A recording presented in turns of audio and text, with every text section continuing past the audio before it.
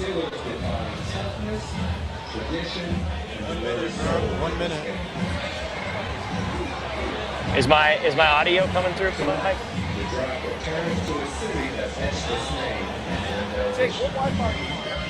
Can you guys hear me? Hello? Here we go. We lost Wi-Fi. Oh. Jake.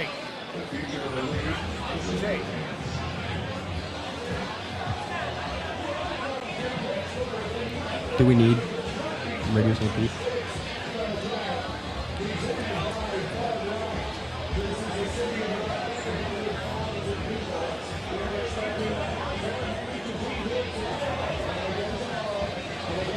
I think we are live right now, ladies and gentlemen.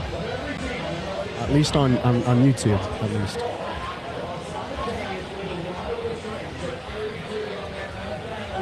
Let's get our audio. Make sure the speaker's turned up. All right, perfect. Perfecto. Here we go. Good.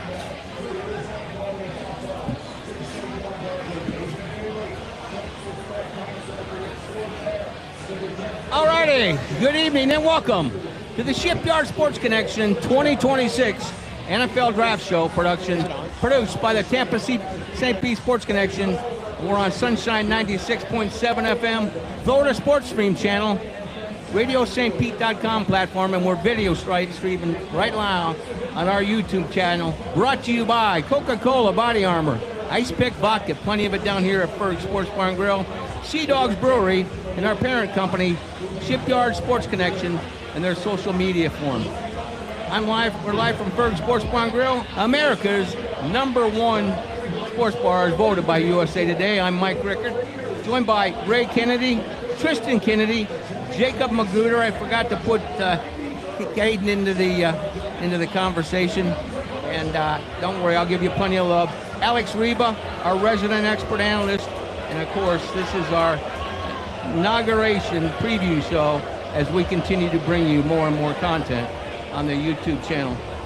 So, gentlemen, let's have a great 2 hours in Pittsburgh, and the banks of the Allegheny is, without a shadow of a doubt, the greatest draft of all the professional teams by far. I mean, sure. Yeah, we'll go with that. I mean, it looks great out there right now. We got a live feed from Pittsburgh. The NFL draft pick 1 is about to be, on the clock. I wonder who's going to be. I think we've all got an idea of who the #1 pick is going to be here. If you don't know the pick, at least tell me the position. Do we know what position maybe? I think we're all thinking a quarterback here. Quarterback to the Raiders? I think we're all no doubt about it. About Fernando Mendoza going to the Raiders. Hey, let's go to Alex Reba. He's downtown at the Bucks watch party, and he's a Pittsburgh native. Was just there last weekend, and he'll give us a little preview of his thoughts on this draft. What's up, my man? Mike, can you hear me? Absolutely. Okay, great. I know we had audio issues the last time, so I just double checking. Happy draft day to all of you. Great movie. I rewatched it recently. If you're in the mood after this draft night, I highly recommend. Kevin Costner, great film, gets you in the spirit. But as you said, probably got Fernando Mendoza getting his name announced here very soon. Crazy he's not even at the draft. I wanted to look it up before the show. Do you guys know, can you remember a time when the #1 pick wasn't at the actual live draft? Doesn't that feel pretty strange? It feels a little strange, but I completely respect his decision. Stay with his family, stay with his mom. Well, I also know 2018, Baker Mayfield stayed at home with the family. So, I mean, there's a lot of precedent for that. But, yeah, Mendoza, don't we love that, though, Alex? Mendoza staying with the family in the brood there in Miami and celebrating being #1 overall. I applaud him, gentlemen. I applaud him. I agree. I think, if you take a look at his character, it's very understandable on why he stayed with his family today. Yeah, I mean, I don't think there's a more likable guy. Than Fernando Mendoza on this draft slate. So I'm very excited for him. I think he's going to make a great quarterback. I hope that Tom Brady coaches him up, and I hope that the organization he goes to can find some shred of success, because it hasn't been a great run for them recently. However, I think that they're going to be very successful with his leadership and his talent. Although I did get a little nervous for him that first round, or that first draft. Oh my gosh, I can't speak. that first pitch he threw out in Miami the other day was not the prettiest ball I've seen. It was a little rough. Well, I didn't see that. No, Alex, I see you are pixelating a little, and that's one thing we do get down here in St. Pete, and they have a lot like the Grand Prix or something like that. And obviously there's a stress on the data. Are you down by Pioneer Park, right there off the second there on Central? It looks like the parking back here. Where are you situated down there by the Buccaneer Draft Park? That's correct. We just stepped away from the quiet. We picked up a nice little poster. Got to check out the area. They got some good merch going on down here. If you're not at Fergs, I highly recommend it as a nice backup plan, but it's great. They got the whole Bucks crew. And I'm sure you guys heard it up there, they just fired off the cannons. The mascots out. They got Miller Lite activation stations, Dunkin', all that stuff right downtown. So it's a great time. It's a beautiful night. I'm getting reports from my friends down in Pittsburgh who are at the draft live. It's a beautiful night there. The city's crowded. The place is great. So it's a great venue. I think the NFL's been picking really good spots between Lambeau last year, and then you got Pittsburgh. Those are football towns. It's really exciting. I hope Tampa can get the draft sometime soon. I think this would be a great place. With the weather we're having right now, I couldn't think of a better place to have it. You know, if you continue to describe it that perfectly, in the blink of an eye, I'm going to turn around and Ray Kennedy's going to be gone. Oh, no. Fergs is just as good. Alex, talking about the NFL draft. They announced this week that new stadium in Tennessee, it's only a 60,000 capacity, but they've been guaranteed the 2030 Super Bowl. Used to be the NFL had that 72,000 rule. They're obviously relaxed that. Is that because the draft itself is taking on almost as much of a destination type of travel thing as the Super Bowl? Not for TV maybe as far as the numbers, but isn't it starting to get on a level playing field? You know, that's a good question, because I was telling Mike when he asked me to come on the show, the draft isn't a must-see date on my sports calendar. You know, I'm obviously a guy that's willing to go to mid to low-level college basketball on the other side of the country. So to hear that I was actually in Pittsburgh last week and saw the draft stage and to come home would probably surprise a lot of my friends. But ultimately, it is just Roger Goodell walking to the front of a stage and announcing guys' names. So I think it is a much better made-for-TV product to an extent, and I think the NFL has done a good job eventizing it. You go downtown. If you're in Pittsburgh, it's definitely something worth checking out so you can see the area. I'm sure Tennessee, it's a good way to show off the new stadium once they do get that built. Obviously, Nashville is a pretty easy city to sell people on coming to visit for a weekend, whether or not they're in California, in New York, Florida, anywhere.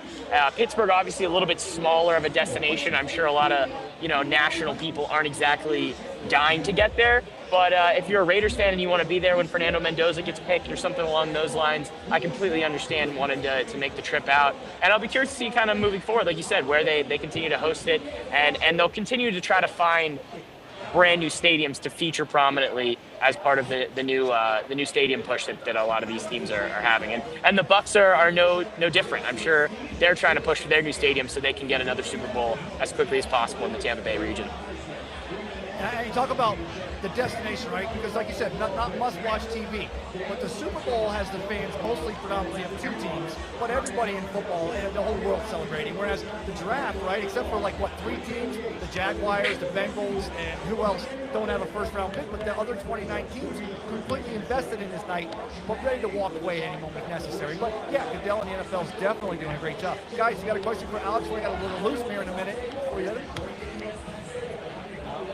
Well, honestly, the Las Vegas Raiders are on the clock as we see right now. I don't think it's any question as to who we may think the Las Vegas Raiders are about to take here. Alex Reba, do you have any idea as to who is going to come maybe, for this pick here?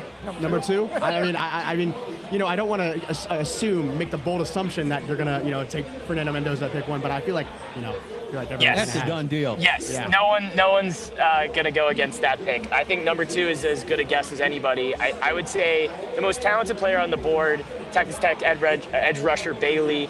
I think he makes the most sense for the Jets because obviously I've seen some mock drafts that have put Jeremiah Love there. I think that's a pretty bold pick if you go with the running back this early on in the draft. Obviously, the Jets have enough problems. We don't even know if their coaching staff is going to be intact. I think they're in a kind of similar situation to what the Buccaneers are, where a lot of their fans aren't exactly thrilled about Aaron Glenn and the future he might have, as well as Todd Bowles.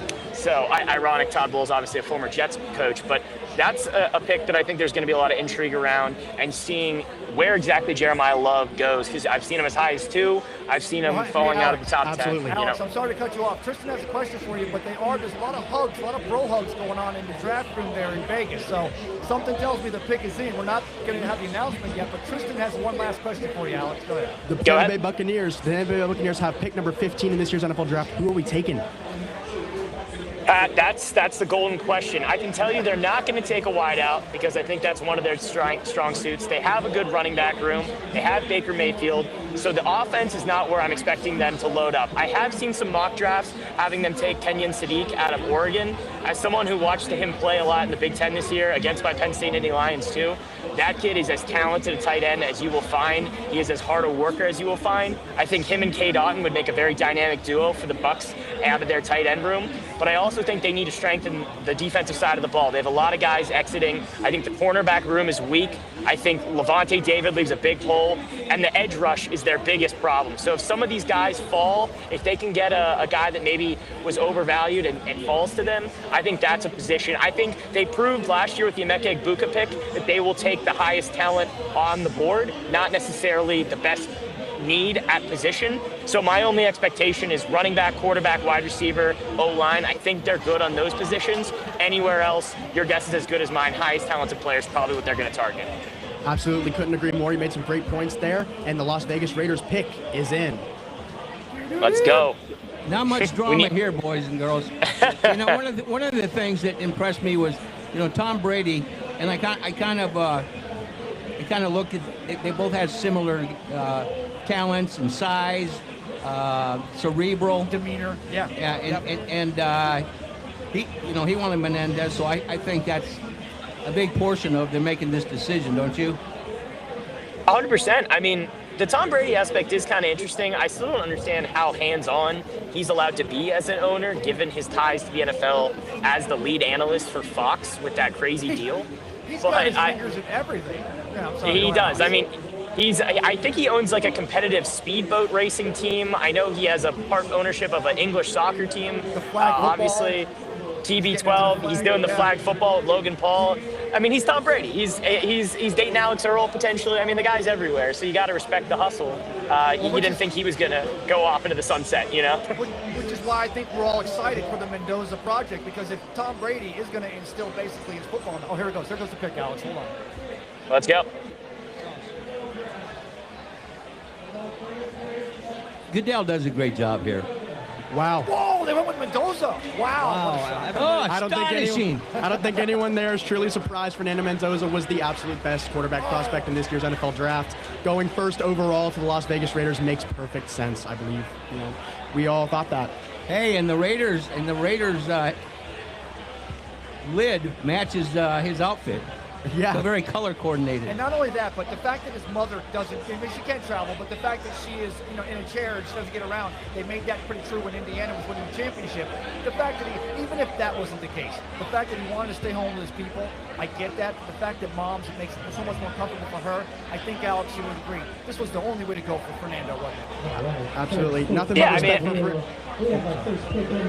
No, very happy for him. Very happy for him. No, I got nothing but happiness for a kid that led an Indiana football program to a national championship. I mean, again, I don't know how many times we can say that and still not be shocked. And for him to have the character and the quality and the likability, and to see how much he's connected with his family. I'm with my girlfriend right now. She's proud of him as a Cuban American herself. She loves Mendoza. I think he's got the highest approval rating of any number one pick I can remember. So nothing but happiness for him. However, gentlemen, he doesn't fit the MO of the Las Vegas Raiders. I don't think so. No. By any stretch of the imagination. And maybe they need a conversion of their philosophy these days. Well, in the locker room, the moment he gets there, he's going to be welcomed with open arms with Kirk Cousins as his, his mentor there. Exactly. So, I think that's what they were trying to do when they brought Kirk Cousins in, was kind of, put some guys in that locker room that, they're like-minded. That like-minded will mesh well with Fernando Mendoza. And like Mike is saying, they don't take a quarterback like that, because the last time the Raiders drafted a quarterback number 1 overall, that was Jamarcus Russell. And Fernando Mendoza is no Jamarcus Russell. Alex? Yes, Mike. Save me, Alex. You're probably chomping at the bit to get back to the party, but these youngsters were talking about Jeremiah Love, my love for Notre Dame, going number 5 to the Giants. I hope to God that doesn't happen. It's the same regime, if I'm not mistaken, that drafted Saquon with that pick years ago. I cannot imagine a scenario where they go with the running back again, especially given they have Cam Scatterbo in that locker room. And like I said, I could see Jeremiah Love going 3rd. I could see him potentially even going 2nd if the Jets decide they want to get aggressive. But ultimately, I would not be shocked given his talent. But I don't think that's the best fit for him. But I do think that the Giants pick might be the most fascinating pick of the top 10 picks, just due to the fact that they could be what the Patriots were last year, in that they had a really difficult season. They were in a rebuilding situation, but they may have the quarterback room figured out with Jackson Dart. They have young playmakers on both sides of the ball. Their defensive line is as good as anyone in the NFL, so they have the talent. And this pick could be a guy that could get them over the edge. And also keep in mind, they're going to play a last place schedule based off the results they had last year, which is what the Patriots kind of took advantage of when they beat up on a lot of the inferior teams in the NFL this season. So I think the Giants pick is one of the more fascinating picks because it could really set them apart and put them in a win-now position based off the roster they already have. Absolutely. Well, the New York Jets pick is in. We are awaiting, Mr. Goodell to come back out on the stage. But yeah, some great points there, Mr. Reba. I mean, I couldn't agree more with all of them. What's everyone's prediction here for the Jets pick? I've got to go with Arvell Reese. Yeah, that's exactly what I was about to say, Arvell Reese. I would go Arvell Reese too. I just see, even watching the TV right now, I see cameras all over Arvell Reese. Yeah, I think it's the obvious pick. I think he's who they take. Yeah, I think he's the best defensive player. Here's the question for Alex. What about your Pittsburgh Steelers? What direction are they going? I want it on the record. I don't believe Drew Aller will be a Pittsburgh Steeler by the end of this draft, but I hope he is. I would love that. But as for the first round, who they take tonight, I've seen a lot of different mock drafts. I do not think Ty Simpson ends the night as a Pittsburgh Steeler. I want that on record. I don't think we'll be taking a quarterback. I think Aaron Rodgers will be back next year. Will Howard will be backing him up. As for the guy they go with, I would like to see them strengthen the defensive side of the ball or the offensive line. I think the offensive line has a lot of questions. Broderick Jones has a neck injury that may be chronic, that may keep him out for an extended amount of time. Aaron Rodgers was not kept upright against one of the best defenses in the NFL with the Houston Texans in that playoff game. I think they need young, talented playmakers on the offensive line, and so that's going to be really important to me. So I want them to take a look at potentially strengthening either the offensive side of the ball or the defensive side of the ball in the trenches. I think those are some of the more important places they need to strengthen up. All right, my man, we're going to let you go. Hopefully we can have a conversation on Saturday. Plenty to talk about. David Bailey. I called it. I said Bailey. David Bailey goes to David the Jets. Bailey. Wow. That's shocking, but I mean, honestly, he was one of the best, prospects in this draft for his position group, and it makes perfect sense, honestly. Yeah, I think it was either him or Arvell Reese, and I don't think they made the wrong choice there. I think either one of those picks were going to be amazing, and I think David Bailey is just as good of a talent as Arvell Reese is. I think so too. Alex, have some fun, and we look forward to seeing you down here at Fergs Saturday, my man. Absolutely. Thanks for having me on, Mike. Go Bucks, go Steelers, and hope everybody has a happy draft. Hey, real quick. Who did the Bucks go with? Like I said, I think they just need to strengthen one of the positions on the defensive side of the ball that they lost in this offseason. I don't have any specific names off the top of my head just because I don't know who's going to fall, and I think they're going to take the most talented player. Like, God forbid, Sonny Styles falls 5 picks. They've shown they'll take Ohio Stater that's fallen in the draft. They may trade up. I think the Bucs have shown a willingness to get aggressive. So I just think they need to get a corner or a defensive edge rusher that can put some pressure on the ball because they did not get that done last season. I think those are 2 places that they really need to focus on. All right, brother. Have a great time down there. Be safe. Absolutely. Have a good draft night, boys. You bet. You're listening to the 2026 NFL Draft Show. Brought to you by Shipyard Sports Connection, produced by the Tampa St. Pete Sports Connection at Fergs Sports Bar and Grill, America's #1 sports bar, is rated by USA Today. We're brought to you by Sea Dogs Brewery, Treasure Island. That's our home for On the Tee, Florida. Ice Pick Vodka. Come on down to Fergs and have a Champa Bay. one of my favorites. And then, of course, Shipyard Brewery. We have Shipyard Export on tap these days at Fergs. One Price Swipes. Our good friend Joseph Colbert, your trusted payment processing solution. And, of course, Body Armor Coca-Cola, our title sponsor for all of our coverage from the Pee-wees to the preps. Let me tell you about that Shipyard Select. I have one of those. Is it good? Let me tell you something. That not only You goes- guys have to be my tasters It's these days. awesome. In fact, I'm planning on testing a few of those right after the show here tonight. But I wanted to ask you guys this. Okay, who's on the clock now? The Cardinals? All right. Arizona Cardinals. Write down your Arizona Cardinals. predictions. Write down your Already got 'em. predictions. You got them? Mike, okay, Mike's not going to do this. All right, guys. We're going to go ahead and show us. We missed the first two draft picks. Let's go ahead and hold up our did it. signs. Yeah, we all got it. Are you ready? Here's Turn our it, breakdown. turn it the right side, you All right, goofball. okay, Cardinals at 3 select.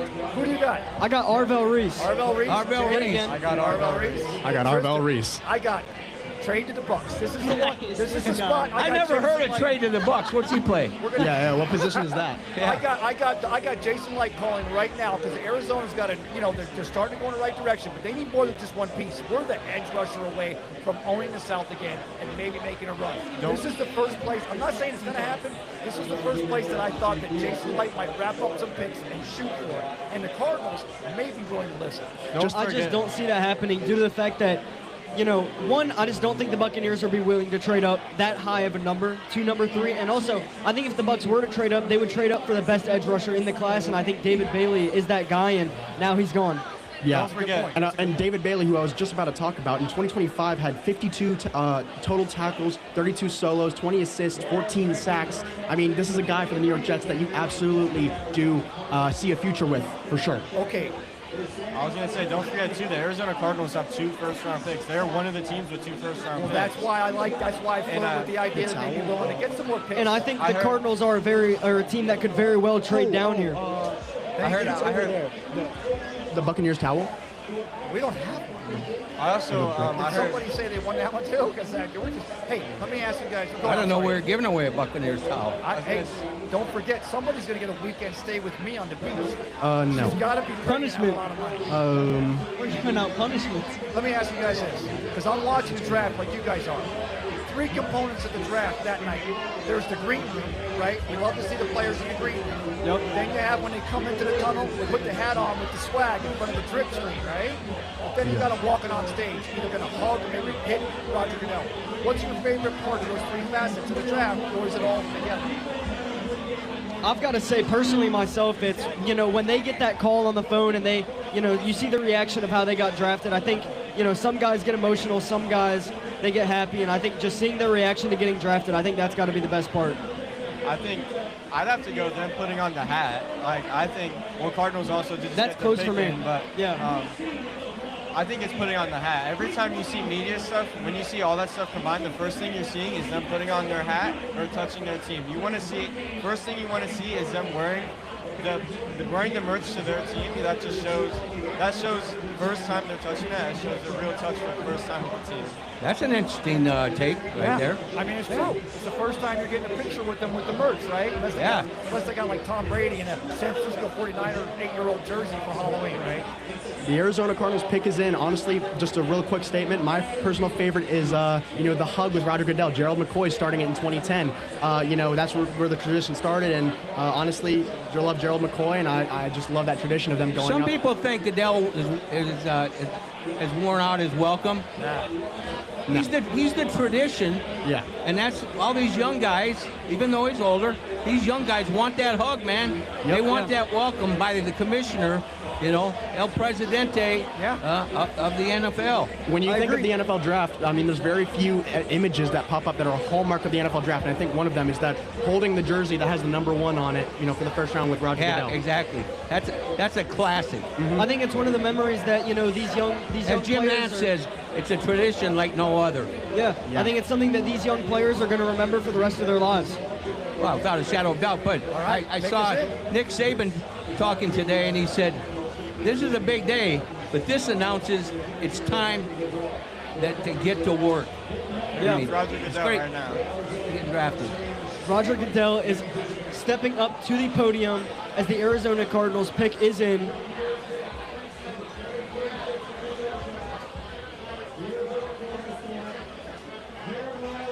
Jeremiah Love. Wow. Running back Jeremiah And Love. that's not as big as a trade. Like, who's like an early trade. He's was- going out to the desert. This does start sparking questions. What are teams seeing in Arvell Reese that we're not? That's making them either not take him or having him fall like so far down this draft board right now. But like you I said think if he earlier, falls past 5, I think that's when you start to get concerned on anything. well, no, but hey, you said the Buccaneers. Arvell falls down below 5. Now the Bucs may be looking to get him because he's that linebacker you need. He's that off-ball linebacker. He's that Levante David. He's that Devin White maybe. That might be the guy. Hopefully to not trade Devin up. White. Well, no, but I mean, when we drafted in 2018, Devin White was the best linebacker in the country. for a few years. And you know one thing about Jeremiah? He's another one of those character guys in the locker room. Yeah. He's all about family. God bless America. Hard worker. And the guy, Prototype Notre Dame. Irish. He averages 10 yards a catch. For a running back to average 10 yards a catch, that's going to be like your Bucky Irving. That's going to be like your Rashad White. The different running backs that can catch him out of the back. Well, look at that company he's in with Saquon Barkley and Christian McCaffrey. I mean, he's one of those type of runners. Yeah, And 100%. receivers and weapons, I guess, out of the backfield. But still, like they were saying today, you take a linebacker, you take a running back at number 3. He's averaging $11 million a year. I get it that he may be a Bijan. He's headed to the podium. That's a heck of a nut to go ahead and start. Bravo. paying a rookie. Man, love is in the air. Want me to start singing a Fight an Irish song? I know how you guys love the Irish. I mean, you know, People hate him down blame here. you. I wouldn't blame you if you did. Hey, I'm a Catholic, you know, so I love. But you don't care for him. I do. I actually do. I have a Okay. Notre Dame jacket. They're not my favorite college, but I do genuinely love Notre Dame. I mean, you can't beat that history. Well, I'm 70 years old, and I've loved them probably since I was 5. My old man went crazy when they were on. Definitely. I mean, when you talk about historically rich programs, historically rich schools, I mean, you look at a few. You know, Notre Dame. There's some of the richest history in all of college football. I mean, you look at other universities. You know, you look at even some of the Ivy League universities, the small universities. Look at that run, boys. All right. Oh, yeah. All right. Here's my question now. Cam Ward's the quarterback there in Tennessee. They got a lot of needs, maybe. They got a new stadium. I'll start this one off. Who do you like here at number 4 going to Tennessee? Give me Carnell Tate, wide receiver. That's somebody that I was looking at, and I wouldn't be fully surprised if they do to go to Carnell Tate, but I think, yet again, I'm going to go to it 3 picks in a row. I'm going to go to it until he gets picked. I've got to go Arvell Reese. I've got to go Arvell Reese until he gets picked. If you're betting, you're in the hole right now, dude. Go ahead, Aiden. You don't go to the Cut your losses. I would also take have to your put, losses. again, Arvell Reese. You don't want to right listen. pick. Don't listen to him. Hey, When you It's look the at right trade pick. the Bucks. Trade the Bucks. The reason I say Carnell Tate on this pick specifically for the Tennessee Titans, if you look at Cam Ward's play last year, he actually looked a little more mature than a rookie quarterback. Obviously, he made some rookie mistakes here and there. They didn't have that good of a season at all, nothing memorable. But, you know, Cam Ward was not the issue on that offense, not at all. And I think if you surround him with some weapons, definitely bolster the offensive line in the rest of the draft, maybe get him some, you know, better defensive play a little bit here and there, but mostly focus on the offense. I think they start here with Carnell Tate, the wide receiver prospect out of Ohio State. Hey, fellas, out front, if you noticed when you walked in, there's a great couple of tables of swag, and we're going to be, well, Jay's going to be actually giving away a towel. I was sitting on the towel. They were looking for it. That was comfortable. My old carcass was sitting on this. I was wondering how you were as tall as I was. What the hell? Hey, that was comfortable. Anyway, if you want one, go out and see him at the booth. He sells those towels. Great beach towel. It's not a bath towel. It's huge. And it was really comfortable on my old ass, I'll tell you right now. And right across the way from him. I might go out and buy one just for the rest of the show. You know, you might as well. Yeah. Anyway, What are we going to do with that towel? A fleece blanket. Jay's giving it away. Well, can you sit on it until he gives it away? What's that? Can you sit on it until he gives it away? I was sitting on it. Melania came and back. she stole it from me. You know why? Because the Lightning beat the Canadians the other night, and she's a little ticked off about that because it's 1-1 going back to Montreal, and that's Exactly. our hometown. All right, here's Just our giving 2 thumbs down in the behind the scenes, by the way. Here's our lineup tonight. We're efforting right now. John Rager, of course, he's our lead on the T Florida, but he's also the president of the Florida Sports Hall of Fame, and his father was a Pittsburgh Steeler back in the day. He actually launched the Players Association, and he's got a great story on his father and life in Pittsburgh. And then Barry Smith, You've heard him on the Tampa St. Pete Sports Connection. He's a local legend, former Florida State standout, and was a #1 draft pick by the Green Bay Packers. We'll get his 1970 perspective on his draft day. And then a guy that we all love, Kenny Stills Sr., who's been on our show several times. He'll share his story, but he also is one of those dads, Kenny Stills Jr., so he'll share those stories as well. And then we'll get an update from Bobby Labby up there at Shipyard. He's the general manager in Camden, Maine, as we expand our coverage in the Northeast portion of the United States with Sea Dogs and Shipyard. And then these guys from 9:30 to 10, you'll have plenty of picks to talk about and prognosticate on their future. Well, here comes Roger Goodell out to the stage. The Titans pick has been in for about a minute or two. Jeremiah Love was finished. Yeah, Jeremiah Love was finishing his, the draft day kind of traditions. Here we go. Carnell Tate, I got it right. Carnell Tate, Oh yeah, Christian, first one correct. Okay, three-time losers over here. Hey, I called What do you do? You just leave him on? Leave that on again? I'm not You know even what? erasing it. What the hell? thing is- All right, Jake. Don't ever go gambling. Don't go gambling. What I was thinking with when I put Arvell Reese is you got to think Robert Saleh at their head coach. You got to think he's a defensive-minded dude. He is a defensive head coach. He's a great defensive head coach at that, and it makes you think you would want him to get a strong defense, and which is why I would pick. That's why I would pick that. But I think with the Carnell Tate pick, I think he's thinking what's best for Cam Ward. Because I think he knows Cam Ward is the future for this franchise. Absolutely. If you saw last year, I mean, he spent almost the entire year running because, I mean, his offensive line was giving him the protection he deserved. But no, he like I said before, he was not the problem in that offense at all. He just needed some weapons. He needed someone who he could consistently get the ball out to, be a playmaker, work as hard as him, show up as early as him. If you talk to the Tennessee coaches, a lot of them raved about how Cam Ward was one of the first guys in the building and one of the last to leave. He has an insane work ethic. He's very young, but, I think he's a great future in the NFL. All right, so the Giants are on the clock. This is the first of their 2 first-round draft picks. They got John Harbaugh now. We're going to Scatteroo at running back. Who are the Giants looking at number 5 right here? Well, I'm starting to think now that teams are Arvell Reese is starting to fall down this board. I wouldn't be surprised if they end up even taking Sonny Styles over him. I wouldn't be surprised about that, but Reminds me of a JPP at a USF when they get that edge rush on the side. He could probably be that guy for a John Harbaugh defense. And I think you also got to think with Sonny Styles too. You got to think if he's gonna pull an Anthony Richardson, he's gonna show off in this thing, climb up people's draft boards, and then get in the league and all go to crap because he's a good athlete. But what can he do with the pads on? What can he do for his position? Which makes you also think, let's go straight to Arvell Reese. Do you want to see our picks for the Giants at 5? You're right about that. I feel like we're in one of those old school game shows. The dating game.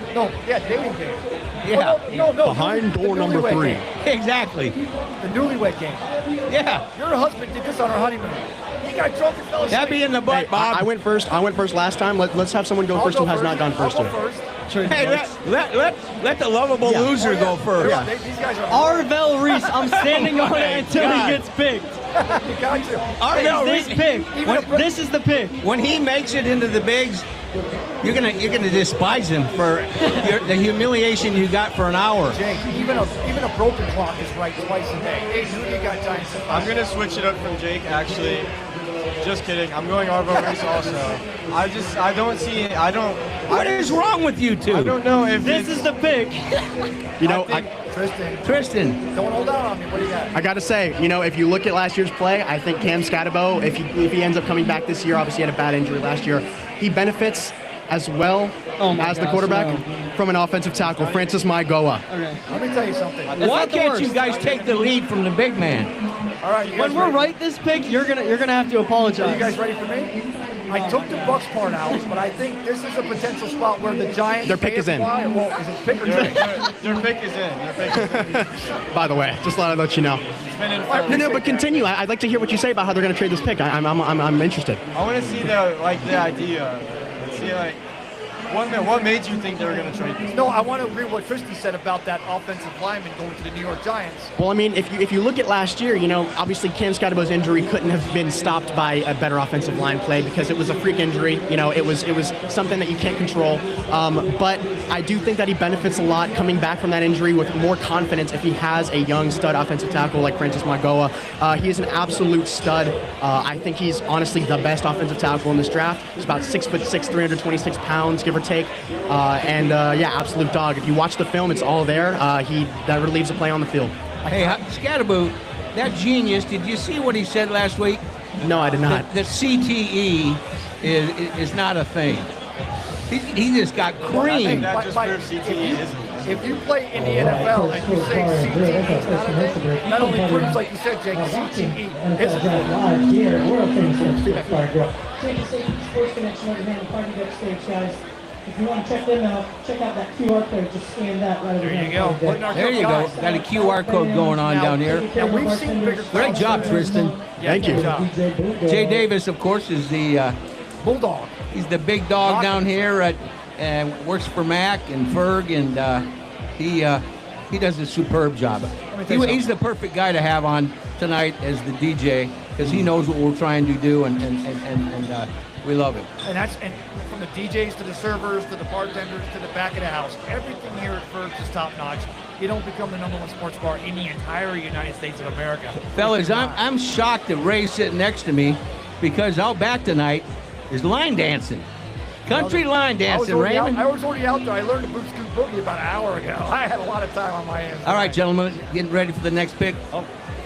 The New York Giants pick is in. It's been in for about a minute or two. But yeah, I'm not going to go back and talk about Francis Magoa again because I already listed why I think he's a great pick. What do we think Arvell Reese would do if he was picked here at the New York Giants spot? You guys have obviously been thinking about him since the start of this draft. Well, I can't blame these you. guys would jump out of their seats. Yeah, finally right. Finally. We're going to make sure this is a clip and people are going to go to it because they're going to feel sorry and wonder how you got through high school. I do want to say, though, if Arvo Reese doesn't get picked here, you're probably going to see him on my board next pick, too. Yeah, 100%. I think Arvell Reese is easily What the hell is wrong with these guys? We're going to ride up till he gets off his board. I've got to say, I think he's easily the second or third best talent in this entire draft, and I think the fact that he's fell to 5 already is already a travesty. Tristan, you ever play poker against these guys? This is easy money. No, but I should start for sure. I think Me that's a and great Aiden idea. have played poker together, and let's just say I won.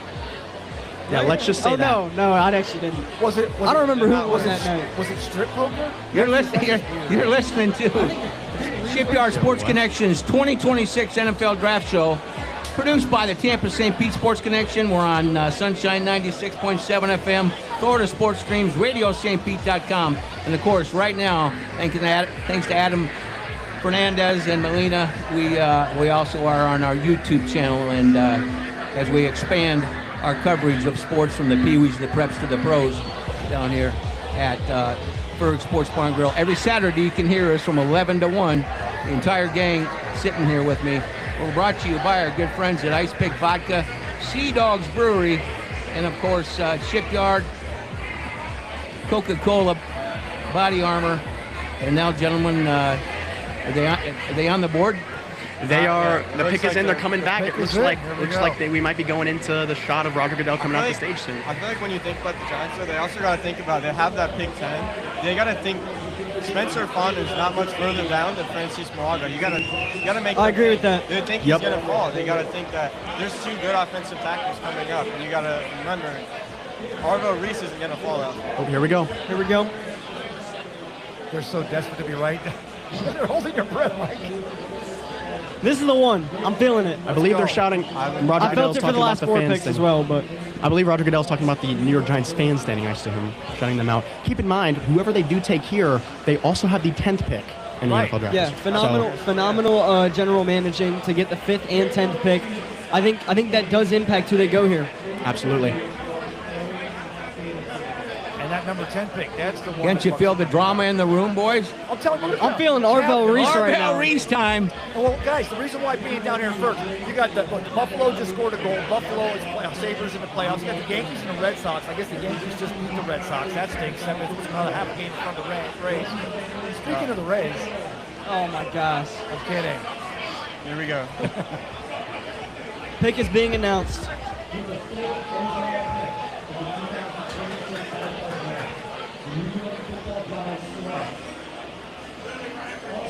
Yup. Arvell Reese. There we go. Thank God. It's about Do a time. victory lap. Do a victory It makes lap. sense. It makes sense. No, It only took them six tries. I think- Four tries. I'm I sorry. think this is one of the best draft picks. They're gonna, if they end up going and taking offensive tackle, I think the Giants are gonna have the best first round out of any team. That would be an A. That would be an A. That grade. would be an A. I would say. Well, yeah, I think it's an easy A. They're getting a good offensive tackle, which, you know, what makes me think they're tempted to take a tackle here is because of what they got out of Evan Neal when they drafted him high. It's you gotta think about, are you gonna get a bad tackle? Like, you gotta think about the fall off, and that's probably why they're, I wouldn't say scared, but when you see a talent like Arvell Reese on the board, and then you, the iffy position that you've been drafting in the past, I think for me, it's an easy option. Well, let me ask you guys. Oh, go ahead, Ray. No, I'm just saying, you guys have done your draft homework. Tell me about the linebacker Rodriguez. I keep hearing his name attached to the Buccaneers. Jacob Rodriguez, I have to say, he's an absolute all-around stud. He's willing to work at whatever, wherever you put him on the field. We've got a trade with the Browns. Oh, wow. Browns just traded. The Bucks are going up to get Skiles. The To Kansas City. Chiefs. Wow. They're going after that. Wow. That I've got my pick. Fano. I got mine too. It's Fano, right? Yep, it has to be. That offensive line, man. I can't believe that the Arvell fan club has actually switched to another player. That's a big game changer, isn't it, fellas? Yeah, because now they just can't rely on Arvell Reese for every pick. Yeah. I've got to say, looking at these boards, I've got a different pick than everybody right here. So I want everybody else to go first. All right. Spencer Fano.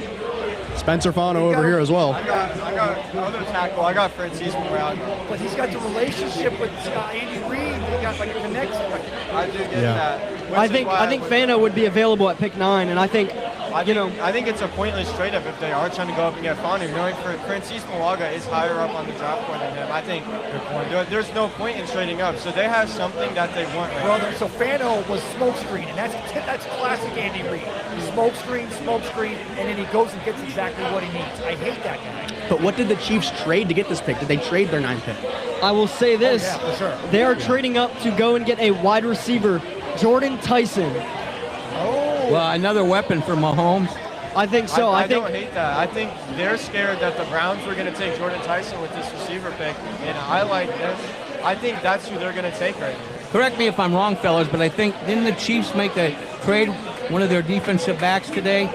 a few weeks ago, A yeah. few weeks ago, Trent McDuffie. Yeah, was it? Yeah. I will say this, one of the reasons I do have Jordan Tyson going here and I have the Chiefs trading up is I think a team like Washington and a team like the New Orleans Saints could be in play to pick Jordan Tyson. I think the Chiefs are making the move so that they get their guy.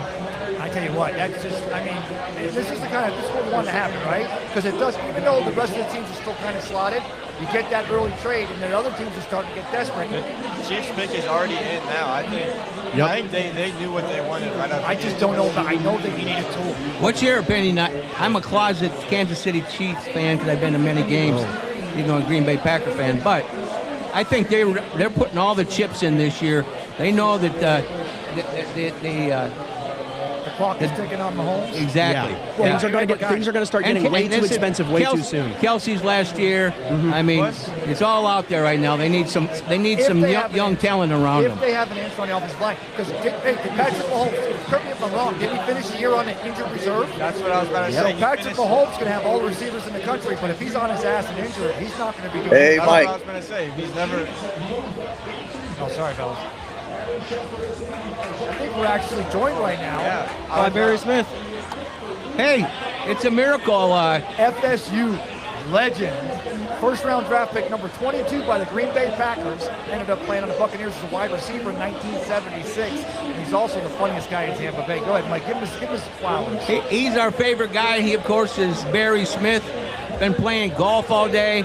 And I come back in the next lifetime, I want to be Barry Smith. But the reality is we love having him on, especially on a draft night like this, to give you youngsters listening, Guys. a little Pick a third and a fourth. a little sample of what it was like back in the day on draft night. How are you, my man? Hey, Mike, I'm doing well. I've got the game on, or the show on, on the television. I'm watching the draft choices go by and wishing that I was there myself right now. In Pittsburgh. I'll tell you what, it looks like it's pretty fun out there, doesn't it, Barry? Oh, listen, compared to what happened back in 1973 when I was drafted, of course, it was a whole different deal. Wow. That was 53 years ago. 53. And Barry, was it 22 or 23 to the Green Bay Packers? Just wait.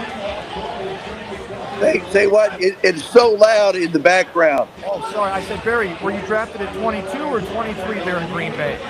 It was the 21st pick. 21st. I was wrong. Yeah. Yeah, exactly. The 21st pick of the first round. I was very excited. I mean, Well, Barry, explain to us, because still getting drafted in the first round, getting drafted in the NFL 73 or 2026, obviously some differences. But what are any differences you would see? Obviously, it wasn't maybe as a deluxe red carpet as it is, but getting drafted in the first round in 1973, especially coming out of FSU after the career you had there, what were some of the things you can remember about the draft process, or the calls you got in advance, or how were you alerted to the fact that you were drafted by the Green Bay Packers? Well, first of all, it was very exciting on draft day. Now, back then, the NFL draft was at the end of January. It was not, here in April. Okay? So it was the end of January. Going into the draft or some of the All-Star games, I was projected to be in the high second round, and I did very well in some of the All-Star games, elevated by receiver coach Jim Red Phillips, who had played in the NFL for about 10 or 12 years, had told me, he said, I think you're going to be picked in the first round. Now, of course, nobody knows what's going to happen. So think about this. There was all this, the media, the network, and everything in the world knows who's what and where going on. I was sitting in a little studio apartment on the FSU campus, with a phone, a regular landline phone, waiting for the ring, the phone to ring. When it rang, I picked it up. It wasn't a coach from Green Bay. It was the secretary from, the Packers. And she goes, hey Barry, this is so Green Bay Packers. I just want to let you know you just got drafted, and we'll be in touch. And that was it. Well, first of all, she probably she'd seen a picture of you, and she knew what a pretty boy you were. Those blue eyes. So she wanted to make the call on behalf of the Packers, my man. Well, let me tell you what, it was very exciting because on that same day, another dear friend of mine and teammate, James Thomas, J.T. Thomas, got drafted in the first round pick. I think he was number 26 by the Pittsburgh Steelers, and he's there right now, and all that madness, that crowd, and all that. So we had 2 first-round picks from Florida State in that 73 draft. I'm very proud of that. I talked to the legend this week. His birthday was Wednesday, and Yep. I know you did as well. And he apologized. He would have loved to have been on, just give us a little snapshot. But I understand why he didn't. But we'll get him on with you again and have a conversation as well. Yep. So Barry, Well, hey. Sorry, go ahead. Go ahead. No, I was going to say, so just 3 years later, of course, you were here in Tampa in 76. Leroy Selman was the first-round pick that year, of course, number 1 overall in the Bucs. Did you ever have a chance to compare notes with Leroy and tell him that you were also a first-round pick there, or have a conversation about what the difference is in the draft? You think about this, okay? Certainly I'm very proud that I was the 21st pick in the first round. Leroy Selman was the number 1 pick in the first round, the number 1 pick ever of the Tampa Bay Buccaneers, and obviously became, a Hall of Famer and an outstanding individual and a great guy. But listen, back then in 76, we were all just trying to win a game. We were trying to keep our heads above water. in trying to win game. And unfortunately, Leroy, that first year didn't make it all the way through. He got injured somewhere down the line and never finished that first year. But, great man. Not to interrupt real quick, but just to catch everyone up to speed very quickly, Mansour Delane, cornerback from LSU, just went to the Kansas City Chiefs in a surprising pick. A little bit of a reach. We thought it was a little bit of a reach. We didn't exactly think he was going to go there, but now the Washington Commanders pick is in. They are about to take their next pick. Sorry. No, that's perfect. And that's the defensive back they needed to fill at the Kansas City Chiefs. Yeah. Hey, Barry, was there any kind of a bonus? Did they send you a gift certificate to a restaurant in Green Bay or anything? Well, okay, so now understand, I'm a guy. I'm born and raised in Miami. Played at Florida State. I never saw snow till I went to Green Bay. Okay, so I do remember, never saw snow. My agent was Bob Wolf, who was really one of the top, agents. He was an attorney agent back in the day. Derek Sanderson. You remember that great hockey player? I know he represented Derek Sanderson and Carl Yastrzemski and all that. So I was in very good hands on that. And, we eventually, negotiated the deal, and I was very happy to sign with the Packers. Well, my man, I know how much you love Fergs Sports Bar and Grill. This place is absolutely packed. I can hear it. Would love to be there. Yeah, I wish you were sitting right alongside me, my man. I'd be buying you beverages. You have to do the drinking for me these days, so we'll get you down here in person for a show soon. How's that sound? That sounds great. I'm over here at Champions Gate with Marianne. We had to come over here for a little business. Got to play a little golf with one of my high school football buddies. We had a great day over here. But I'm very excited about watching the show and seeing the draft choices and hoping the Bucks do well. Hey, we're going to start a new segment on the T Florida and former professional athletes and their love of the game of golf, and you're going to be one of the first guys we call. How's that sound? You got it. You got it, my man. God bless you. God bless you, too. That's the great Barry Smith, very good friend of the show, friend of mine. I've been blessed to have him in my world. He's introduced me to, between he and Mark Ferguson, he has introduced me to all the movers and shakers in this marketplace. A farmer from Iowa wouldn't have the opportunity to be in this role if it wasn't for Barry Smith and Mark Ferguson. So, boys, get us caught up. We love Iowa. Thank you. I didn't know you're still on. See, Barry Smith right, loves bye-bye. Iowa. Bye, brother. So Washington Commanders actually just took Sonny Styles from. There goes my everything. I got nothing now. Who'd you pick? I had them going with the offensive tackle Francis Moaga out of Miami. So what are you, 1 for 6 now? No. 2 for 7 now. So guys, It is Tristan. It is the NFL draft, so you can't guess them all correctly. But the birthday boy himself, Aiden McDonough. It's your birthday? Yeah, it is his birthday. Happy birthday! It's your birthday. How old are you? 17.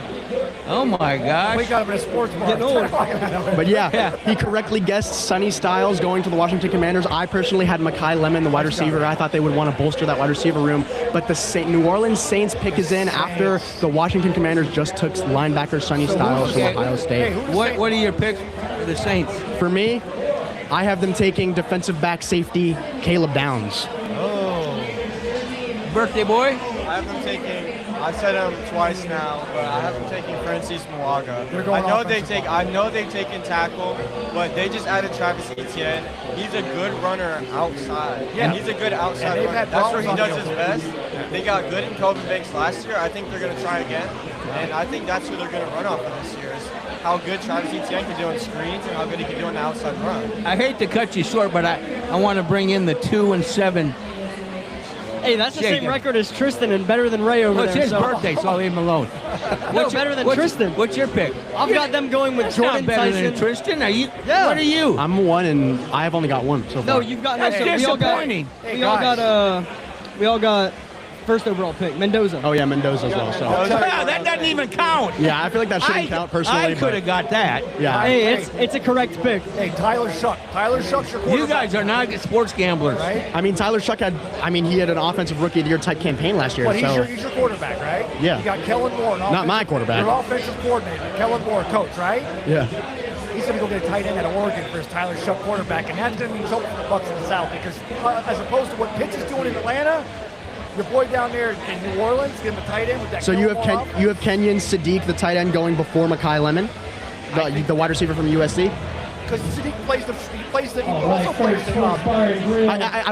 I would see it if they needed a blocker or they needed a tight end that could do that sort of thing. But I think they have Taysom Hill still for another year or however long, and They still have Juwan Johnson, too. they still have Juwan Johnson as well.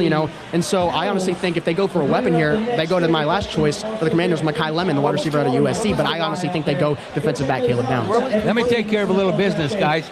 I want to thank our sponsors, our supporters that have kept the Tampa St. Pete Sports Connection and on the Team Florida rolling for years. And that, of course, Sea Dogs Brewery, Treasure Island. Ice Pick Vodka. Try a Champa Bay down here at Fergs. You'll love them.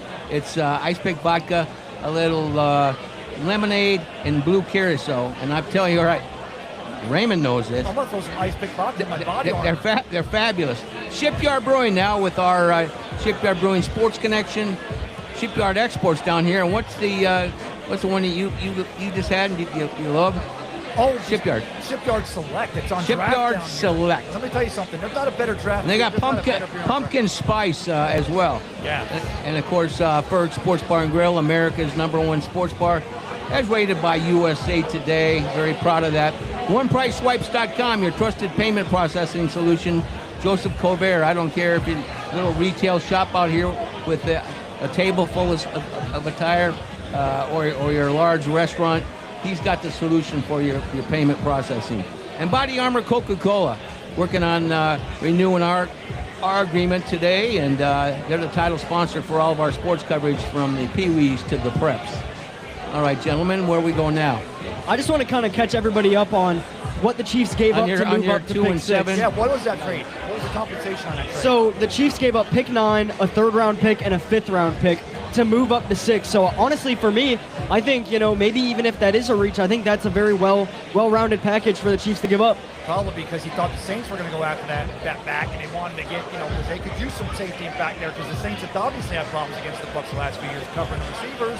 Hopefully we got an offensive line to get Baker time this year. They're going to need that defensive back. I mean, I got to say, looking at the Chiefs play last year, especially after Patrick Mahomes got injured, out for the season, I don't think that that pick is going to negatively affect them in any way. Obviously you're missing now Trent McDuffie, one of the best secondary players in the league, but honestly, I think it's a good pick. I agree with Jake there. I think it's they just wanted security. They wanted to know that they could get him early in the draft. Yeah, well, let me ask you guys: you trade away McDuffie, but you get another fantastic secondary player, but they're on a 5-year rookie contract.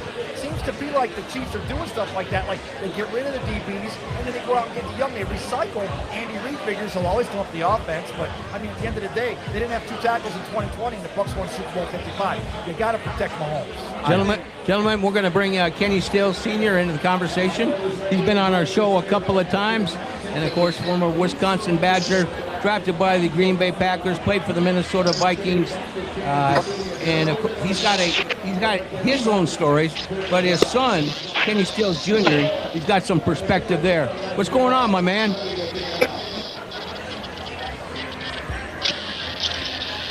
Kenny, you with me? He's freezing up a little bit. The New Orleans Saints are about to take their pick. Roger Goodell's out there to announce it. And your picks? There he is. Hey, Kenny, can you hear us? I can hear you. Can you hear me? Oh, Yeah, here we go. So I just gave you your introduction. Let's talk about draft day in the Stills family household. How it changed from you at Wisconsin to Junior's process. Give our audience down here at Fergs a little taste, Kenny. Yeah, like back in 1985, back then there was only 12 rounds. Now there's 6. A lot of different things going on. Draft in 1985 happened all in one day. So everybody drafted a player on the same day.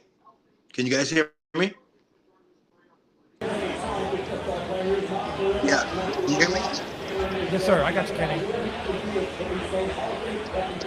Okay, yeah, so like I was saying, the draft happened all in one day back in 1985. So I remember, getting drafted at 10:30 at night. From I get a phone call and it's the New York Giants on the phone, and they're trying to see if I'm around, and then I hang up the phone and it rings again. It's the Green Bay Packers, and this is in the middle of the night.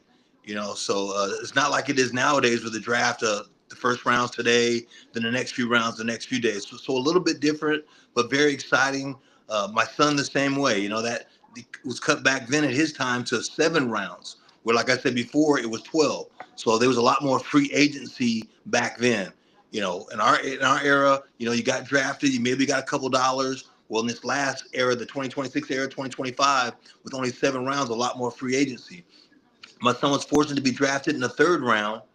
He was drafted in the 3rd round as a junior. So that was a blessing. Very hard for him.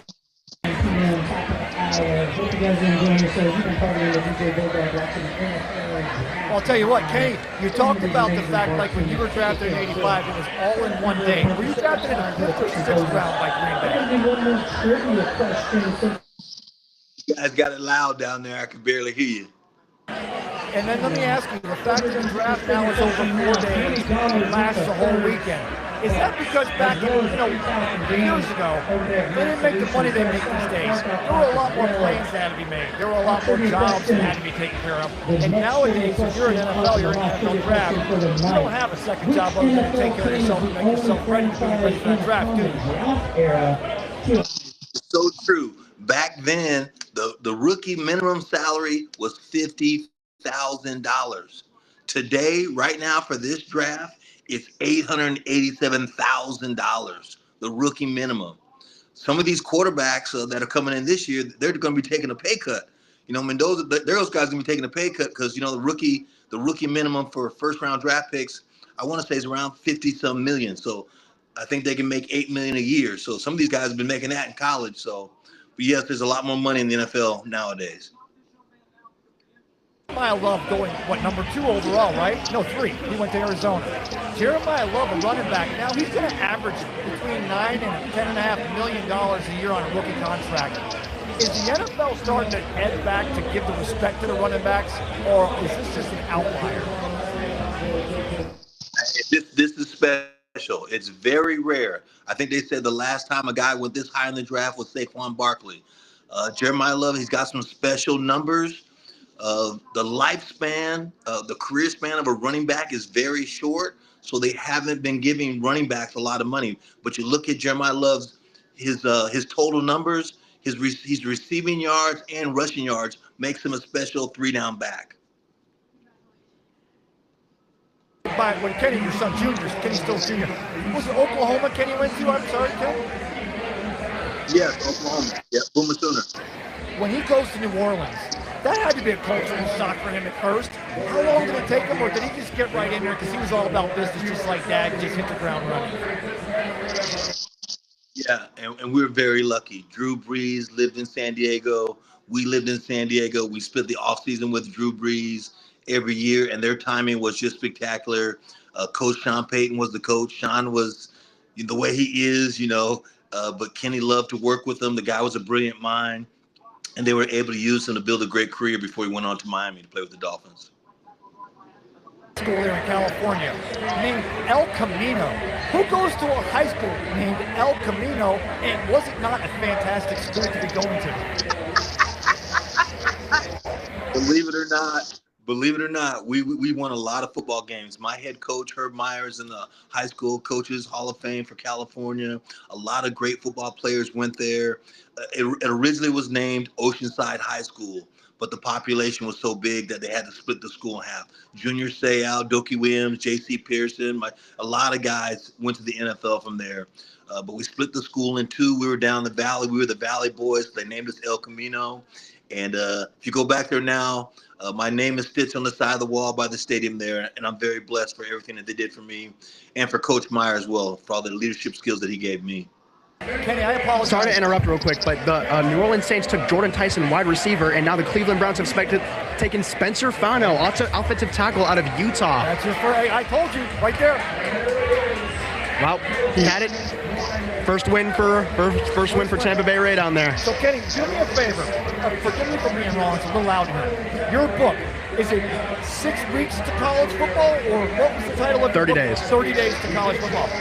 What we're seeing with these kids today, obviously, the book is great. It tells, what I love about your book is not only for all of our athletes in any sport to get ready for college, but also for those of us that are just fans of these athletes and what they have to do. Has anything with these athletes today, with this current class of 2026, are they doing it right, or where could they maybe improve some things to make themselves a little more ready socially for the NFL or even going into college? Well, as I'm watching the draft right now, these are some great young men being drafted. That's something I'm noticing, and that starts at home. You know, the quarterback Mendoza, I mean, he gave away his NIL money. You know, he donated it. The last linebacker I saw from Ohio State, just so humble, and thank God. You know, the kids have to see that. It starts at home. It's that foundation that's built at home. My book, 30 Days to Play College Sports, it's about being in any sport. And it talks about the hard drive that it takes, the determination that it takes. You know, everything that you do is the steps that we take.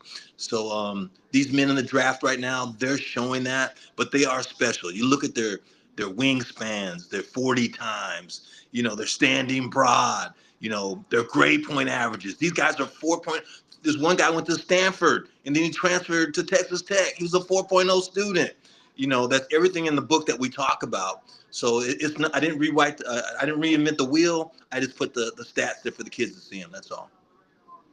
Kenny, before I let you go, it's crazy down here at Fergs. You might enjoy it. We are, even my old carcass. But tell us, how much more nervous were you when a junior was up in the draft than you yourself?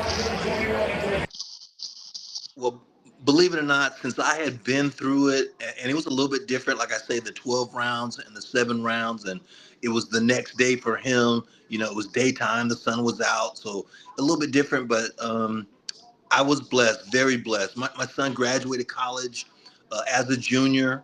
He left high school early, so academically he was strong. Like I say, he left college early, went to the NFL as a junior.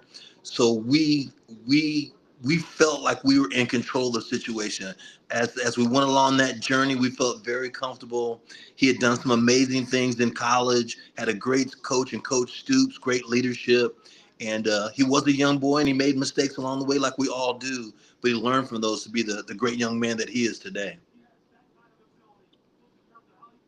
Kenny, I appreciate you taking time on this draft night. It's an absolute madhouse down here at Fergs. And we look forward to getting you on the Tampa St. Pete Sports Connection soon. And you can talk about your travels to China, my man. Sounds good. Look forward to it, guys. Have a great night. That's Kenny Stills. What a great guy. What a role model as well. So get us caught up, fellas. Well, I want to start off by saying that Jordan Tyson did go when I predicted, as well as the next pick with Francis Moaga. If you were a gambling guy, you'd only be about 20 grand in the hole right now. Well, I'll say this. Me and Aiden both have 4 correct picks.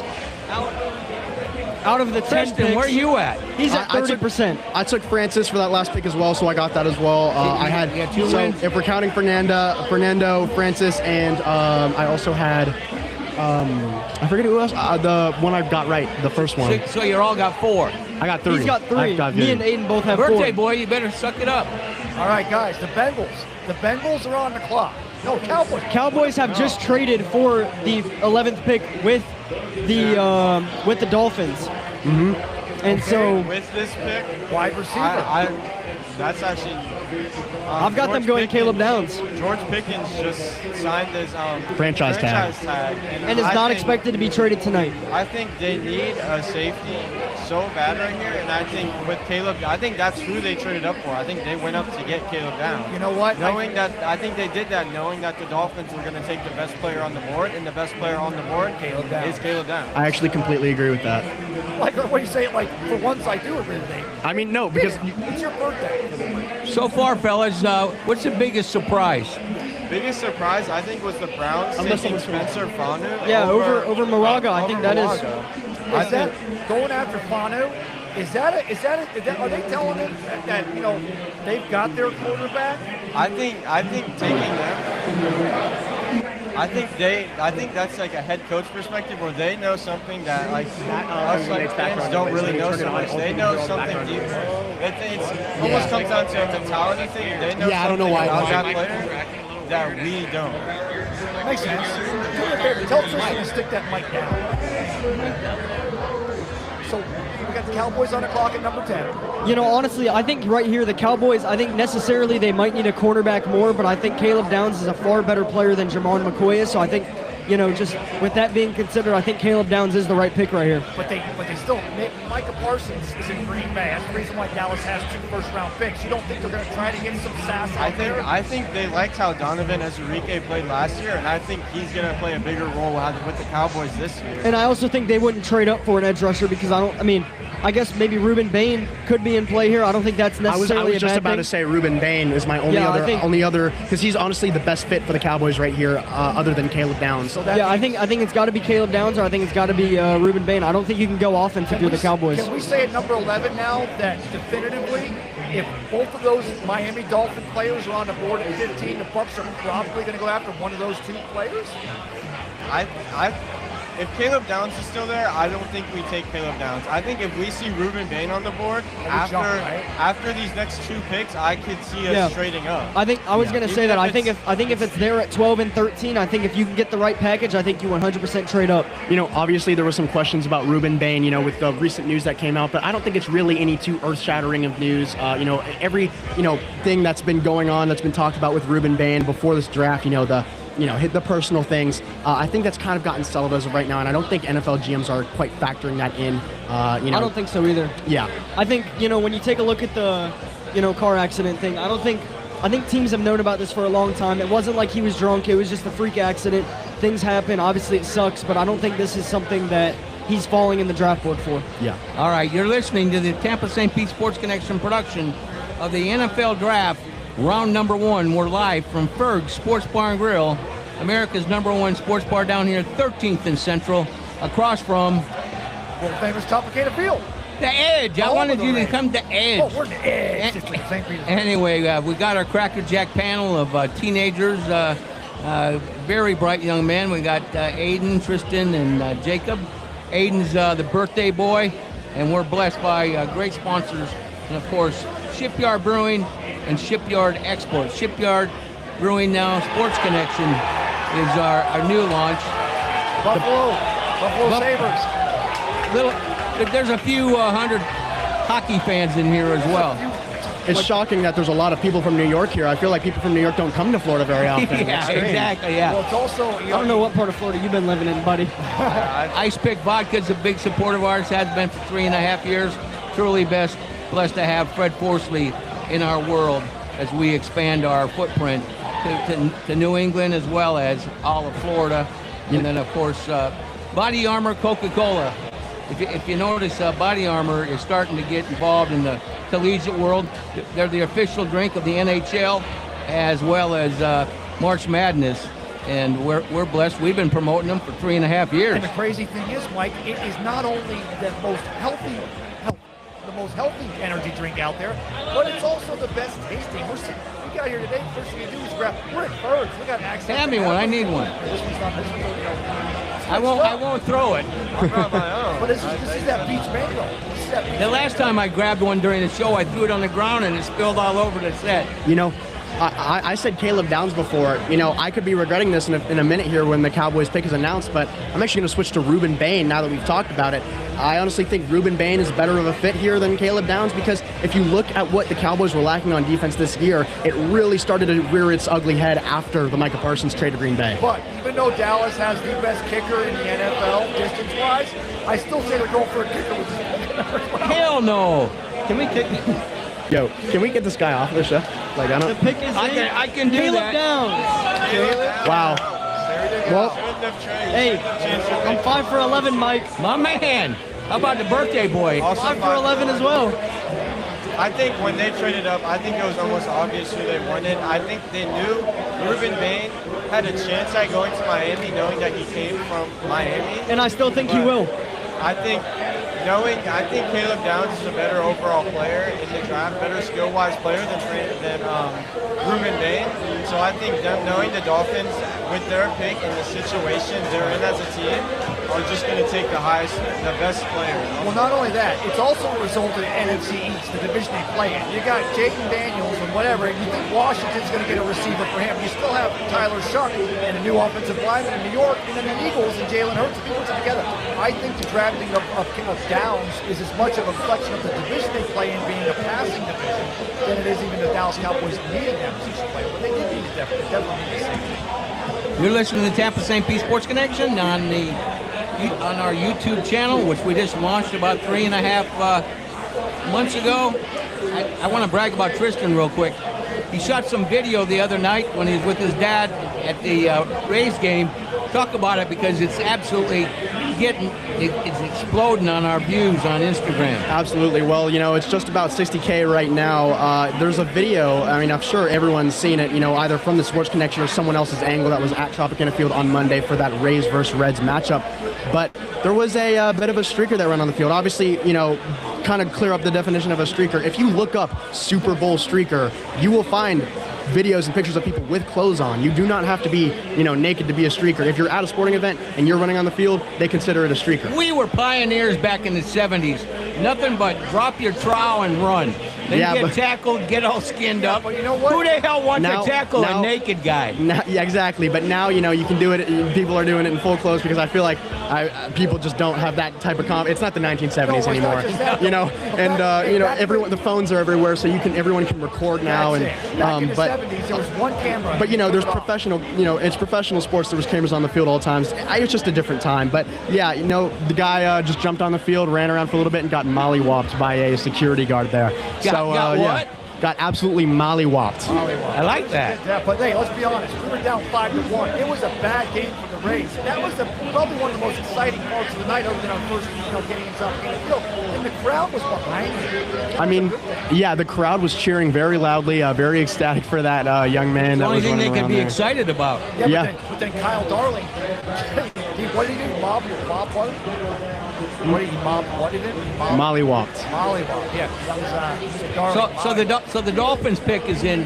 Where are we going with that, boys? I think it's obvious here. It's Ruben Bain. I agree. They didn't take him last time. I think it's almost obvious they take him here. Even losing Tyreek Hill and Tagovailoa, the quarterback, wide receiver. Well, I was just about to say, they lost Jalen Waddle. Tyreek Hill's future is still kind of like up in the air. Yeah, obviously gone. I have to say, I'm gonna probably say Ruben Bain here, but don't be surprised if they go for a guy like I said previously, Mekhi Lemon, wide receiver out of USC. They just signed the quarterback out of Green Bay. His name is leaving me currently, but Malik Willis. Malik Willis. I was actually very high on Malik Willis after last season. Obviously, that's been one of the big topics is, Miami's replacement at quarterback for Tua Tagovailoa after he's now in Atlanta. But the Dolphins pick is in. I think Roger Goodell is going to be coming out to the stage here in a second. I think it's going to be Ruben Bain, but don't be surprised if it's Mekhi Lemon. Well, obviously, it's Ruben Bain. He stays right there in Miami. He goes 3 doors down. He stays right there, right? But again, you got the new quarterback. Waddle's gone. I mean, if they go with a defensive player, it's probably also because, what the Patriots are going to do when Vrabel gets back. And maybe the Jets are afraid that Aaron Glenn's going to find it. Because I think they need an offensive lineman in Miami. I mean, they need a blocker. They need somebody to plow the field. They need everyone in Miami right now. This team is after that free agency, this team is kind of falling apart. Like, the receiver, they lost Tua. I think anything helps them here. It's actually Roger Goodell's. I will say this right before this pick gets in. I think the receiver depth in this class is deeper than the edge rusher, so I think they're going to choose to pick an edge rusher or a receiver later on. We're going to get Jaden Proctor. Caden Proctor, Caden wow. Proctor, sorry. I missed it. Offensive tackle. Wow. I think I called it. Yeah. No, it makes sense. Caden Proctor, the 6'6", 352-pound tackle out of Alabama, an absolute stud. That's your new Larry McCunsell minus the gas mask. This makes you question now.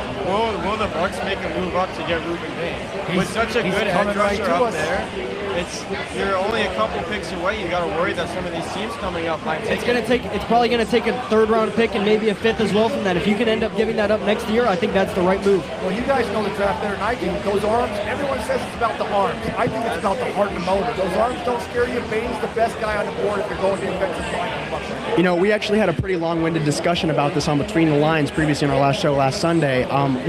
We went back and forth. Honestly, I think that personally, if you're an edge rusher, a pure edge rusher, then your arm length is very impactful. You know, it determines whether you can, make that extra inch to reach and, kind of swat the ball out of a quarterback's hands if you're trying to get around a tackle. I think if you're an interior guy, obviously Ruben Bain is an edge. He's kind of a mesh. I almost think he can play that mesh type of, athlete interior, exterior that Aiden Hutchinson plays a little bit. But yeah, I don't really think his arm size has much of an effect here if he can bull rush guys the way he does and is an absolute wrecking ball with the offensive lines. We're launching our Shipyard Sports Connection podcast and as well as content. Bobby Labby from Shipyard, he's a GM. He's going to join us from Camden, Maine, and give his pick on the Patriots' #1 draft pick. He's going to be our expert from New England. Mm-hmm. Yeah, well, AFC inside. But let me go back to Ruben Bain. You made the point about the arm length around the corner. But some analysts say that the longer arms inside are necessary because you're going against offensive linemen that have 14-foot wingspans. But I like what you say. If the motor's there, you got Elijah Casey, you got Mita bouncing around, you got Sabatier coming downhill, you got Yaya on the right side there. You put a Ruben Bain in the middle, I don't think the arms is as big of a problem as it is. We're going to cause havoc on that defense and offensive line. Well, I got to say, building off of that point right there, you're talking about the arm length. Everyone's talking about the arm length of Ruben Bain Jr. I'm talking about the leg strength of Ruben Bain Jr. How strong are his legs? He can squat 640 pounds. This guy is a beast. If you have, as someone who formerly played defensive line very short amount of time in high school, if you have a lot of leg strength, your arms, you want to be able to work moves around guys, especially in the interior, exterior. But yeah, look at Tristan Wirfs. But if you have the leg strength to get into the inside shoulder of a offensive guard, a center, if you can beat a double team, on the rare occasion, but if you can consistently hold your own against a guard or a tackle, I think Ruben Bain can do that. And so I think he has the leg strength to make it happen. And, I think everyone needs to focus a little bit less on, his arm length, even though it is a little, questionable. But I feel like that's not his most outstanding attribute. Well, and I asked you guys, the Dolphins always left. The Cowboys haven't picked yet, right? No, they did. They did. Took it up down. Look at that emotion, guys. That's what it's all about. Absolutely. That's the second or third guy I've seen, the wide receiver that went to the New Orleans Saints, so many names, I'm blanking on it right now, but he himself was very emotional. He actually took a moment. He stopped on the floor of the hallway and, looked down and he started crying. And when he got back up, you could see it on his face. But, you don't blame him because these guys worked their entire lives for this moment right here. This is, their entire family's watching. No way. The Rams are on the clock, and they're showing Ty Simpson in the green room. You don't think Sean McVay, with Matt Stafford now 73 years old, that they wouldn't consider picking, because the Rams never have first-round picks anyway. Would they pick it? Because remember, that's your quarterback. If that's the guy, you can always say we had enough faith in you to go with you at number 11. I'll say this, if they do go to Ty Simpson here, I think it would be a big reach. I think you can do that in your next first-round pick. And I think, trading back here, if quarterback is your only option right here, I think you do trade back. Yeah. I think there's no other team in the next probably 10 picks other than maybe the Steelers that are even looking at quarterbacks right now. You know what's funny? I just realized that the narrative would they'd love to see a Ty Simpson go to McVay. I'll guarantee you if Ty Simpson's still in that green room when the 49ers are on the clock, they'll show him again too, even though they got to go, because who wouldn't want to see a quarterback with Kyle Shanahan? So at this point, they don't know who the Rams are going to go after, so they figure we're going to the green room. Who do they want to go to? Show Ty Simpson, he's in the good room. And at first, coming into right before free agency and stuff started, I was really thinking Rams kind of need a corner, and I thought that's who they were going to go with coming into the draft, but they signed Jalen Watson from the Chiefs and then traded for Trent McDuffie from the Chiefs. They've really stacked this corner room, and it makes you think they still might. I can still see them taking a corner here, but it also makes you think too, like with Ty Simpson. I don't think they would keep this pick right here if they were trying to take Ty Simpson. I would think I would see a trade back or anything. I just don't see Ty Simpson. Yeah. Well, the thing is, if Ty Simpson's your guy, right, if you're sure that, okay, if he's at 26 or 25, we would take him. But if we take him at 12, we're letting the world know. Sean McVay is letting the world know. He's lifting his leg and cut. He's showing that I'm going to take my guy and he's going to grill him. And the fact that they trade him, I'm not saying it's going to happen, but if it did, I wouldn't feel like it's as huge of a shock as, the biggest shock that I've seen. Jake, what do you got? I've got them taking Jermon McCoy, the cornerback. I just think, their secondary, I think it can get stronger, and I think that's the pick that they go with right here. I mean, everybody wants to go defend. You got to have coverage, right? You got to have coverage. I will say this, though. I would not be very surprised if they do end up going Kenyon Sadiq, the tight end out of Oregon. Oh, if Sean McVay gets Sadiq, it's over. Forget about it. Hey, gentlemen, we're going to shift gears real quick and get a quick story from John Rager. He is the president of the Florida Sports Hall of Fame, and he's got an interesting background with his father playing for the Pittsburgh Steelers, grew up there, and it was a completely different route that he took to get to the NFL. John, thanks for joining us. I don't know how much you'll get out of this. It's an absolute party down here at Fergs, and we love it, but how are you, my man? Hey, I'm doing great. I've been listening to the show all night long, just having a great time. Listening to the young guys there talking about these NFL picks. I even heard talk about streaking, which is quite something for an NFL draft show. So we'll just go on with that. Hey, my dad played in the NFL for 12 years. He was an all-pro linebacker for the Pittsburgh Steelers. He played 9 years with them, 3 with the Washington Redskins. He was captain of the team. Helped found the Players Association as an active player. But I wanted to share the story. The other day, Mike and I, we were talking on the phone, talking about my dad's career. And I told you a story about how he got involved in the NFL. In 1955, they did have a draft.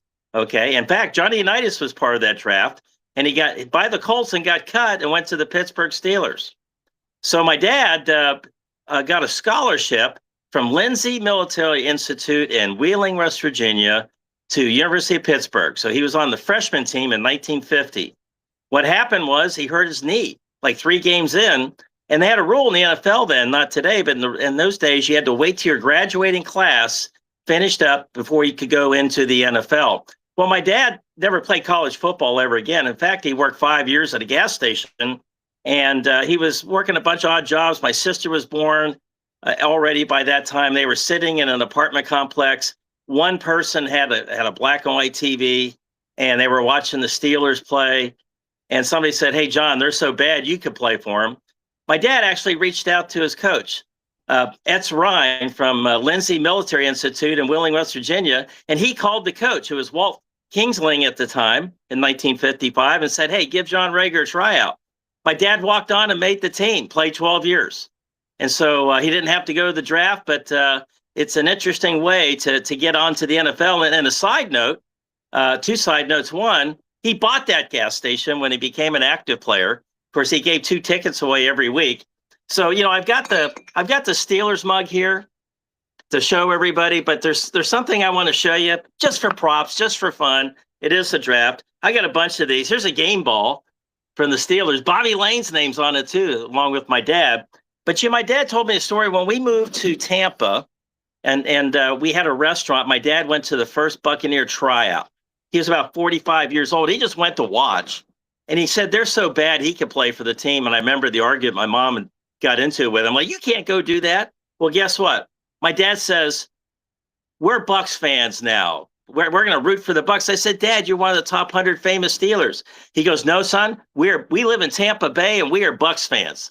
So now I have the Tampa Bay Buccaneer mug. So I know it's pretty riotous down there at Fergs. This has been a great draft show. I've really enjoyed the banter that you had. Hey, you had Ken Still Sr. on there. That was pretty cool. So with that, I'm just going to go now. I know that you've muted your sound there, and I'm looking forward to, being back on the show Saturday and next week for On the Tee Florida, our golf show every Thursday night. Great, John Rager, and appreciate you sharing that story. That's a profile in courage, man, without a shadow of doubt. Man, All right. an absolute stunner of a pick. The Los Angeles Rams take Ty Simpson, quarterback out of Alabama. Hold it.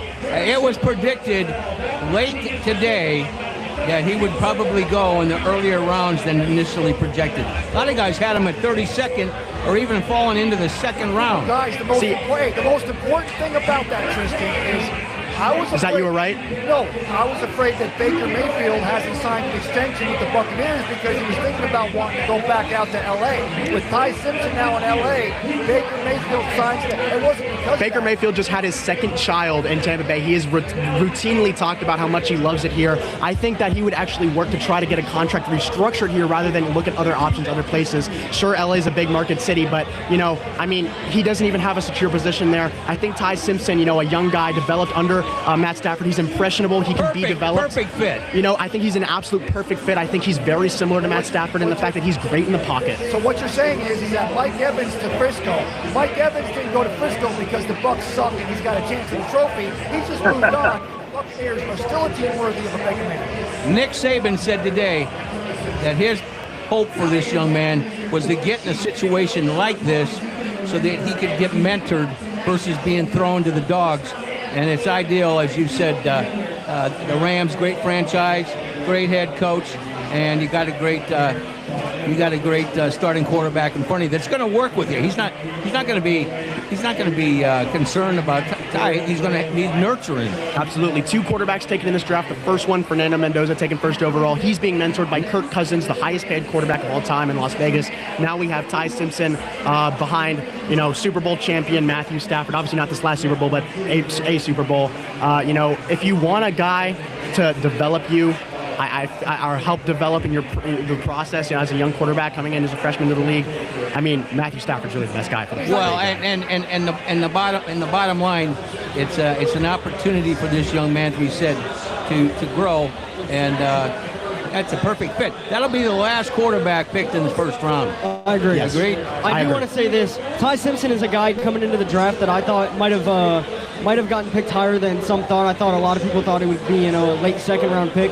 But I was concerned about how good he would be in the NFL, but now that he is playing for the Los Angeles Rams, I think he will be an absolute stud. I think there's no doubt about it. Saban is a big fan. He thinks with the proper franchise, and he found it. Well, I want to go back to John Rager. We just had John on. I know you guys were worried about getting ready for the next half of this first round. Did you realize what he said? When his father played at Pitt, he played on the freshman team. He moved up to varsity his second year. He injured his knee, right? So he couldn't play the rest of his college career. But back then, the NFL had a rule that you could not be drafted until after you would have graduated college. He went 5 years. He worked at a gas station that he ended up buying. Absolutely, that's fantastic. The Baltimore Ravens selection is in. Roger Goodell is here to announce it. And I can't wait because I love Baltimore. Okay, who you got? I've got the guard out of Penn State. I do not know how to pronounce his name, but it's like, I don't even want to try. I don't want to disrespect him. Yep. Oh, wow. There we go. And there it is. Jake. I was stuck between those two. I was stuck between Ola, or what I ended up putting was Mekhi Lemon. Is he a Samoan, obviously? He's got the leaves around his neck. Yep. I also had Mekhi Lemon going to the Baltimore Ravens. It looked like the move, but the Buccaneers are on the clock as we speak. Ruben Bain! Ruben Bain is available. Much earlier than I anticipated. I'm excited. We're going to get the Bucs in before we're done to production.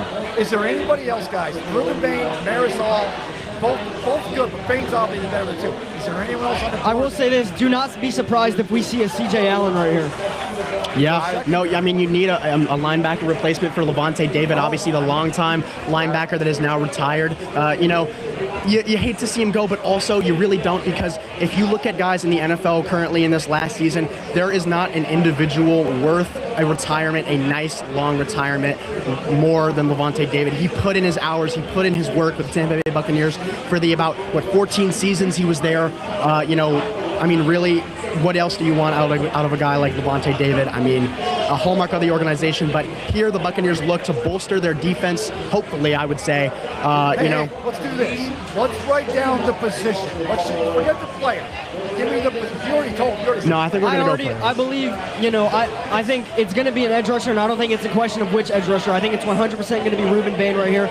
I think it's the right pick. I think the Bucs were even maybe a little bit silly not to trade up and go get Ruben Bain when he was still there at pick 12. I think that is the 100% correct pick. I have to completely agree there. I have to say, if you look, they're showing the Buccaneers fans right now.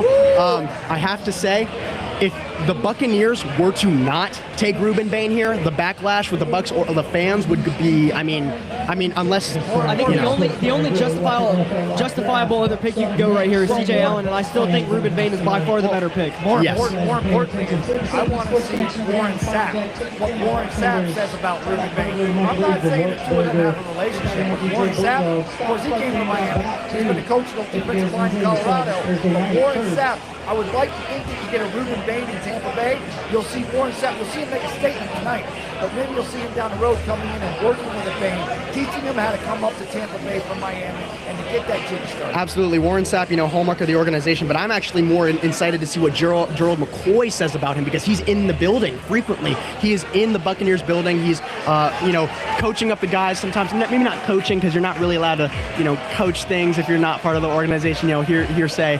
But, yeah, he's in the building quite frequently. He's very active with the Bucs organization, and he knows the locker room. He knows what's good for this team, especially after last season. He had some comments about the team, some reflections, and I think it's important to listen to guys that were in situations with the Buccaneers before. So, obviously Warren Sapp, a great player, long Bucs Hall of Famer, but I am actually more excited to see what Gerald McCoy says.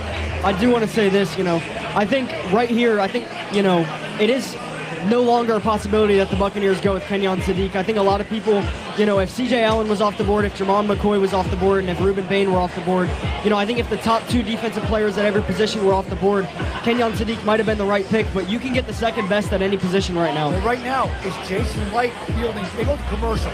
Is Jason Light fielding calls? Pick is in. The pick is in, so no. Oh, I didn't say, okay. I can't see because you guys are blocking. One thing I'd like to say, too, is I could honestly see them taking on Jermon McCoy. Call me crazy, I would not, I think it's definitely a possibility. With the loss of Jamel Dean, I see them knowing they need a corner and taking that, but also knowing you need DN.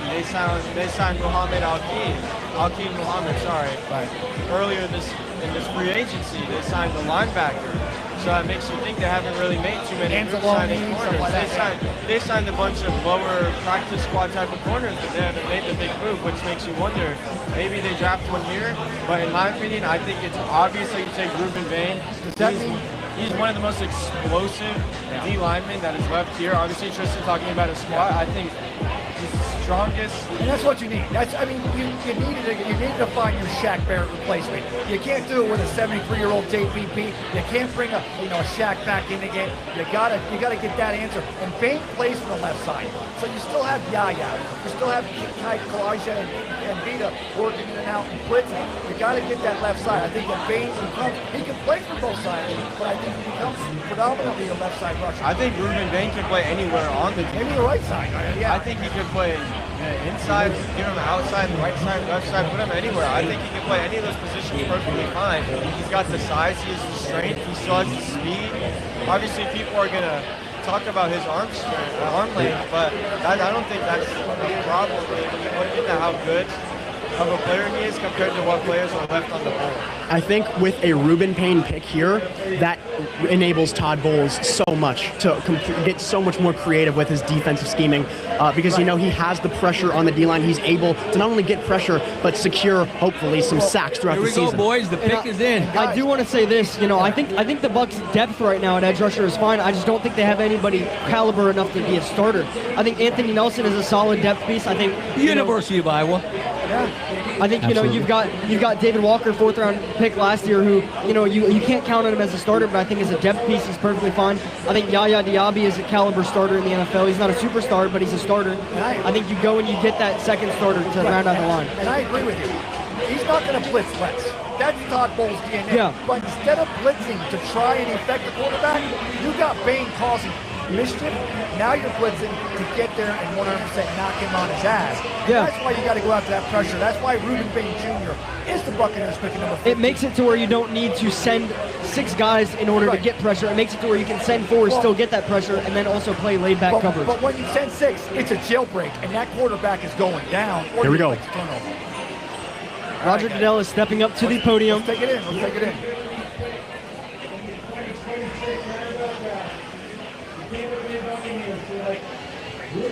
Yes. Ruben Bain Jr. Yes. I cannot Edge, believe that Miami. he fell to the Buccaneers pick. That was an absolute pipe dream for the Buccaneers, and the fact that it became a reality is insane. That is crazy. Ruben Bain Jr. Are you boys happy? Absolutely. Did you all have Ruben Bain? Had Ruben Bain on the board. And I want to say this, Mike. That's my expert panel. Hey guys, I was sitting on this stage in this seat in 2018 when we draft Devin White out of LSU, and I can tell you, different position, but that's the type of impact your first round pick and Ruben Bain Jr. is going to make for this Buccaneers team. That's a huge moment. Absolutely. When you talk about a splash player, a guy that you can rely on 4th down to hopefully, make a stop, fill a gap. Will he make an impact immediately, Tristan? I believe so. I believe he will make an immediate impact. I believe his presence will be felt in the locker room a little bit. I think he'll be enthusiastic. Some of these guys, I just have to say this, a very emotional night, right? All around. You see guys crying. And, of course, like I just said previously, these guys worked their entire lives for this moment. Ruben Bain is stone cold right now. Absolutely locked in. He looks like he's already ready to get to work. Well, fellas, we launched the Sea Dogs, the Shipyard Sports Connection, and we're going to bring in a lot of conversation from the Northeast. So we're blessed to have Bobby Labby. He's the general manager up there at Camden, Maine, of the Sea Dogs, and he also is a diehard sports fan, and he's going to give us an update on your prediction, my man, for the New England Patriots, their first pick. Hey guys, thanks for having me. I think the Bucks just got a steal with Ruben Bain. What a great pick. There was no projections that I saw that he was gonna last until 15. So well done there. The Patriots can go in any number of directions. You guys got good audio on me here? We're good. What's your surprise pick so far? Because obviously you're in tune to the draft. What's your surprise pick? I'd say Ruben Bain is right there.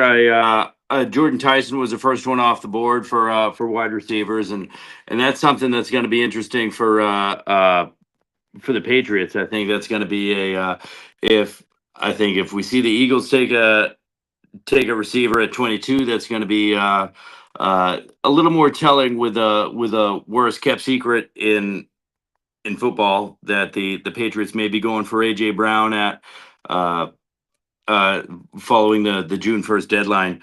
But I'd like to say your Tampa Bay Buccaneers get Ruben Bain there. I mean, he could have been the second or third on the board there.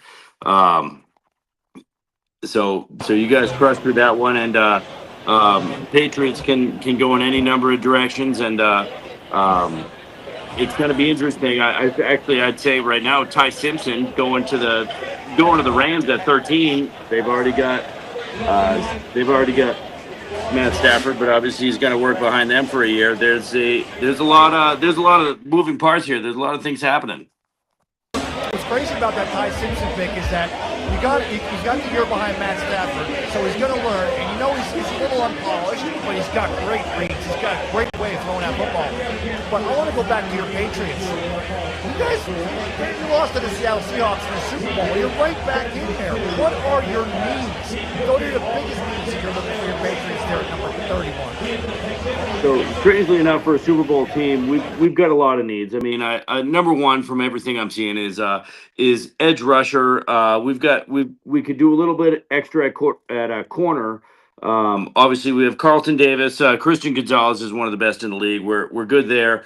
But Marcus Jones is great, but there's not a whole lot of depth behind that. So there's a chance we go there. I think most likely it's going to be offensive tackle. Morgan Moses is solid, but he's 35 years old in NFL world. He's I mean, he was around when the Dead Sea was still sick. You know, he's old as dirt, so he's going to. We could use some work at right tackle, potentially guard, and maybe down the road, Will Campbell might not be our left tackle long term, so he may be moving on. So I'm expecting us to go for a either an edge rusher or an offensive tackle, probably someone I've never heard of, but I hope that works out anyhow.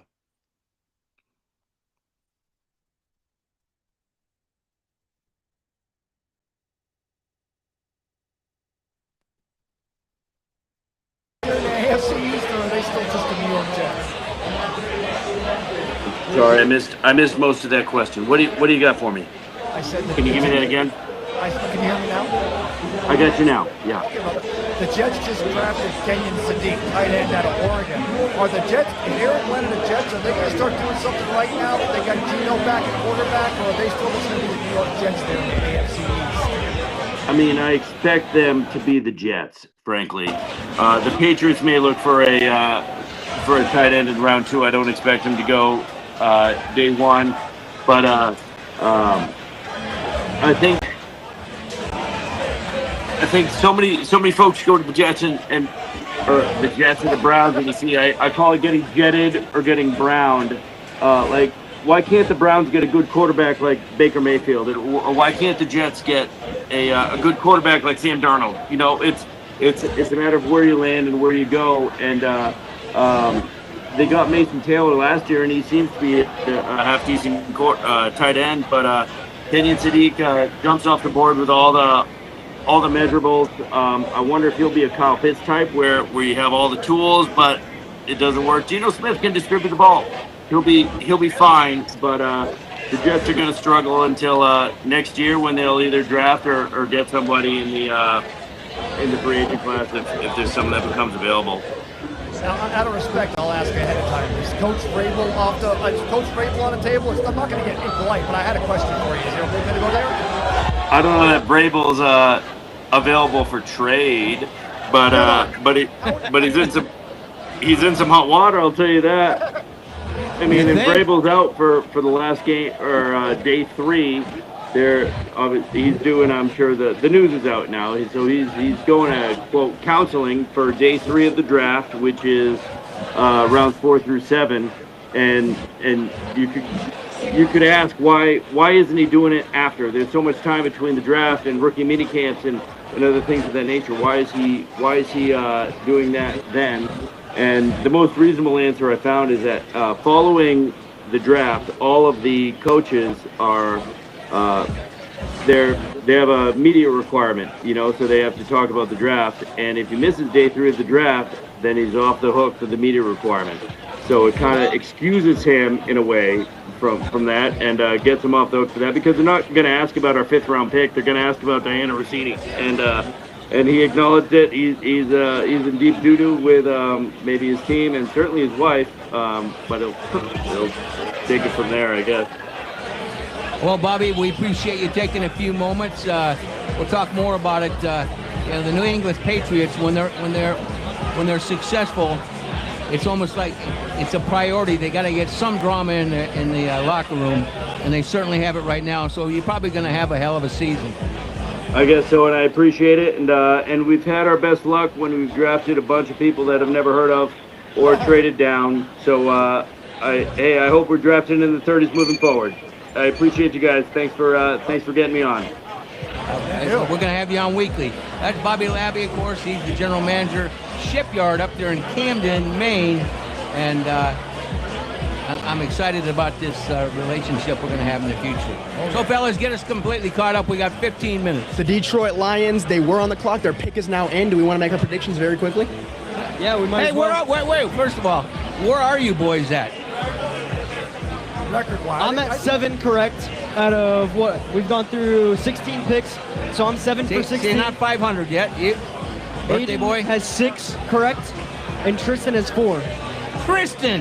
Hey, I'm falling short, all right? You're my go-to. That's on me. That's on you. Hey, but this next pick, I got it. What do you got? Lions. All right, the Detroit Lions, they need some offensive line help. Just look at last year. I go for Monroe Freeling, the offensive tackle, was 6'8", I believe.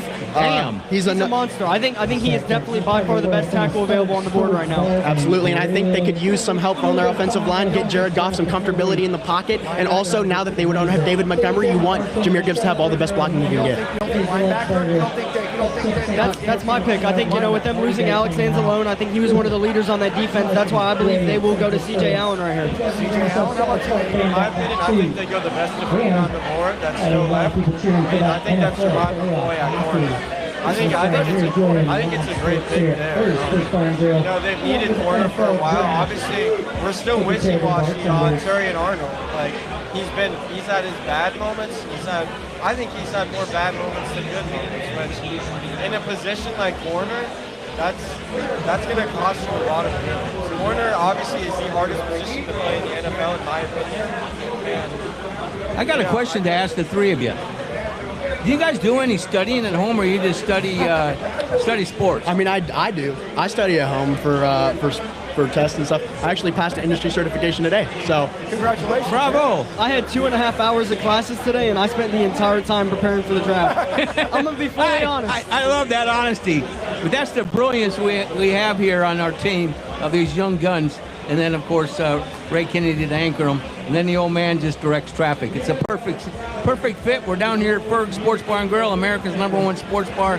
It's rated by USA Today and our Shipyard Sports Connection. We continue to bring Bobby into the conversation and get a little flavor of the Northeast. So what do you got, Raymond? Do you guys remember 5 years ago during COVID, when Roger Goodell did the draft from the recliner in his basement? Yep.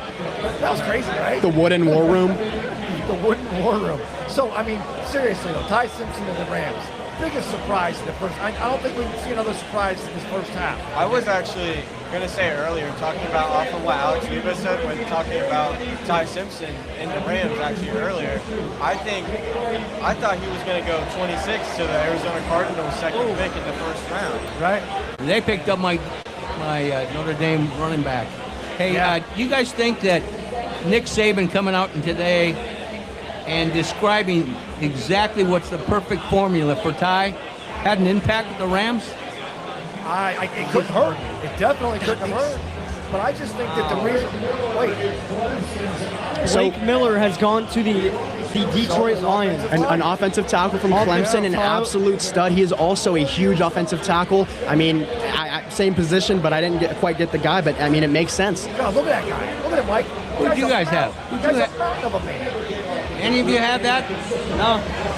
Tristan got the position correct, but not the player. Yep, I got close. I thought, I honestly thought Monroe Freeling was the best on the board, but I almost thought that, it makes sense because I almost thought Blake Miller was going to declare for the draft last year. He ended up deciding to stay for another year of college football to, help his draft stock. He ended up being one of the best offensive tackles in college football last year, and I mean, it shows up right here. I think the Detroit Lions got a good one. I hate to tell you this, but close is only successful in hand grenades, right?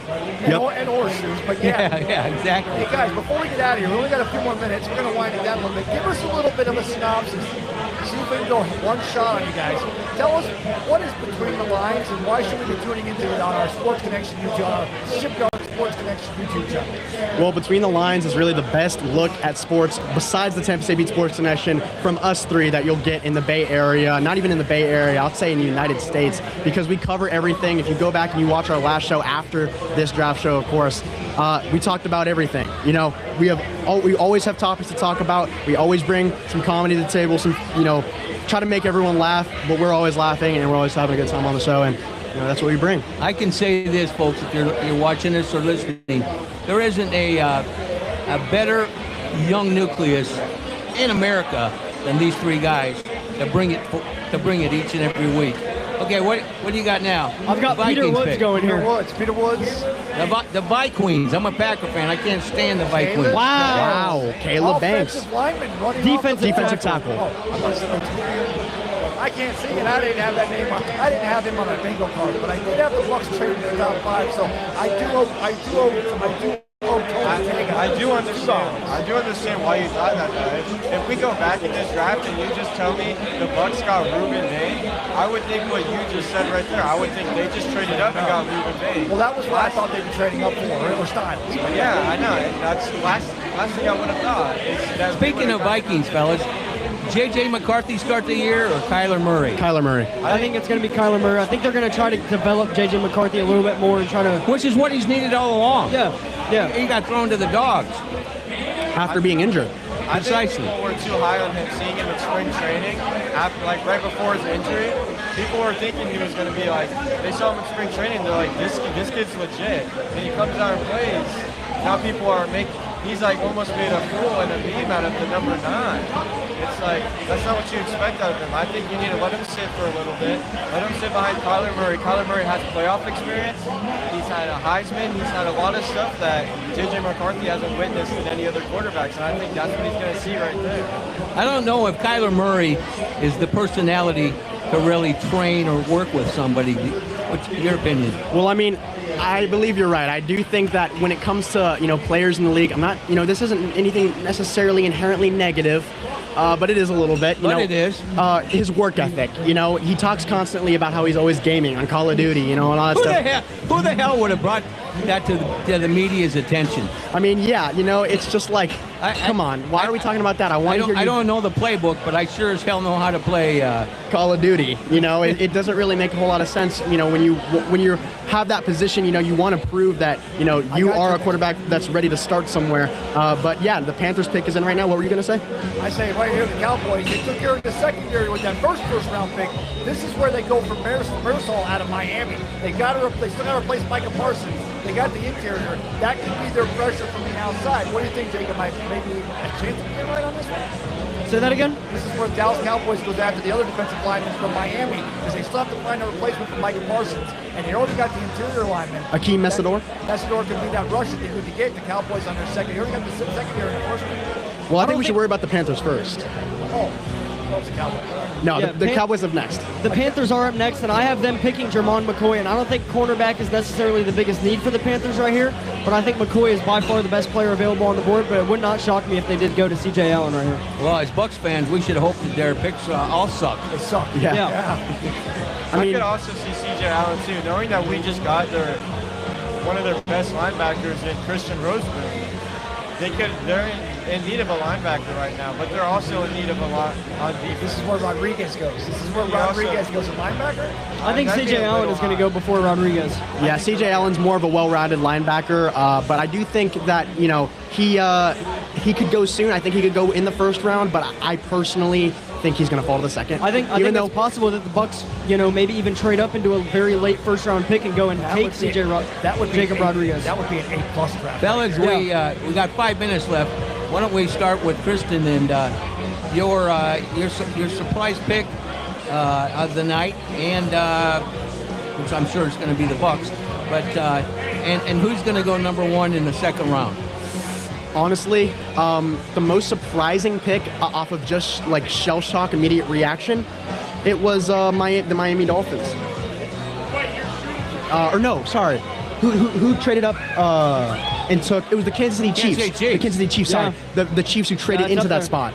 My bad. But yeah, the Chiefs trading up into that spot and taking Downs. I mean, it just I didn't expect it, but they made it happen. I think it's a move the Chiefs need, though. Yeah, absolutely. And honestly, I think if you ask the Chiefs right now, they might even be regretting it a little bit now because there hasn't been another corner taken off the board since their pick. I think they might have been able to stay in that range even though they didn't give up too much. I think they would have liked to keep those picks. Who do you see number 1 in the second round? Number 1 in the second round, honestly, night. I'm just gonna make some crazy bold claim. I think the Bucs straight up into that first spot and get Jacob Rodriguez. I like it. Birthday boy? Even if so, I think if Jets do still have that first pick of the second round, I could still see Jacob Rodriguez going to the Jets, knowing that they didn't take Arvell Reese or they didn't take the linebacker. They went to edge with David Bailey. I could see them going back-to-back on defense, or I could see them going to a corner. depending on what corners fall or what safeties fall. These DBs in general. I think it's going to be, something that we saw similar a few years ago. I think a lot of receivers are going to start to fall in that 27 to 35 range, and I think we're going to see a guy like maybe Casey Conception or Omar Cooper fall into that 33 spot. Raymond? Well, I tell you what, Jason Light's got a history of doing this right now. McLaughlin's getting a little long in the tooth, the second-round pick. I think the Buccaneers go kicker and we secure that spot for the next 5 years. Get a kicker on a rookie contract. Did you guys have a Panthers Monroe pick? Freeland. Didn't you guys all say Monroe? I had Jermon McCoy going right here. I thought maybe an offensive tackle was possible, but I didn't think it was even at the top. Close to the Monroe top of their Freeling was needs. the last name on my board, so I'll Mr. Irrelevant, I think this is where Mescor goes right here to the Cowboys. I'll be right with the two Miami. And Cowboys don't have the pick anymore. All right, that's all right. Traded. That's not right. Wait, who they trade with? Whoever they traded with is going to take this. Eagles. Philadelphia Eagles. Wow. They don't- That is the strangest trade I will Yeah, see in the it is. draft. And- Cowboys to the Eagles? Why do they want to? In their own division? I would have thought that the Eagles would trade up and get a guy like Kenyon Sadiq if they were going to trade up. Well, it's strange. It's in their own division. And they knew exactly who they wanted. They knew the pick is already in. Plus, to go after a tight end, don't you have to have a quarterback that can actually throw the ball? Oh, I'm kidding. Also, I could see them going. I could see the Eagles going to safety right here after losing Reed Blankenship. Definitely. All right, fellas, we got to wind things down. Of course, on Saturday, we're down here at Fergs Sports Bar and Grill with the Tampa St. Pete Sports Connection from 11 to 1. We'll talk more about this. We'll break down the Bucks. The guys will break down the Bucks picks. And then, of course, on Sunday from 11 to 12, it's Between the Lines.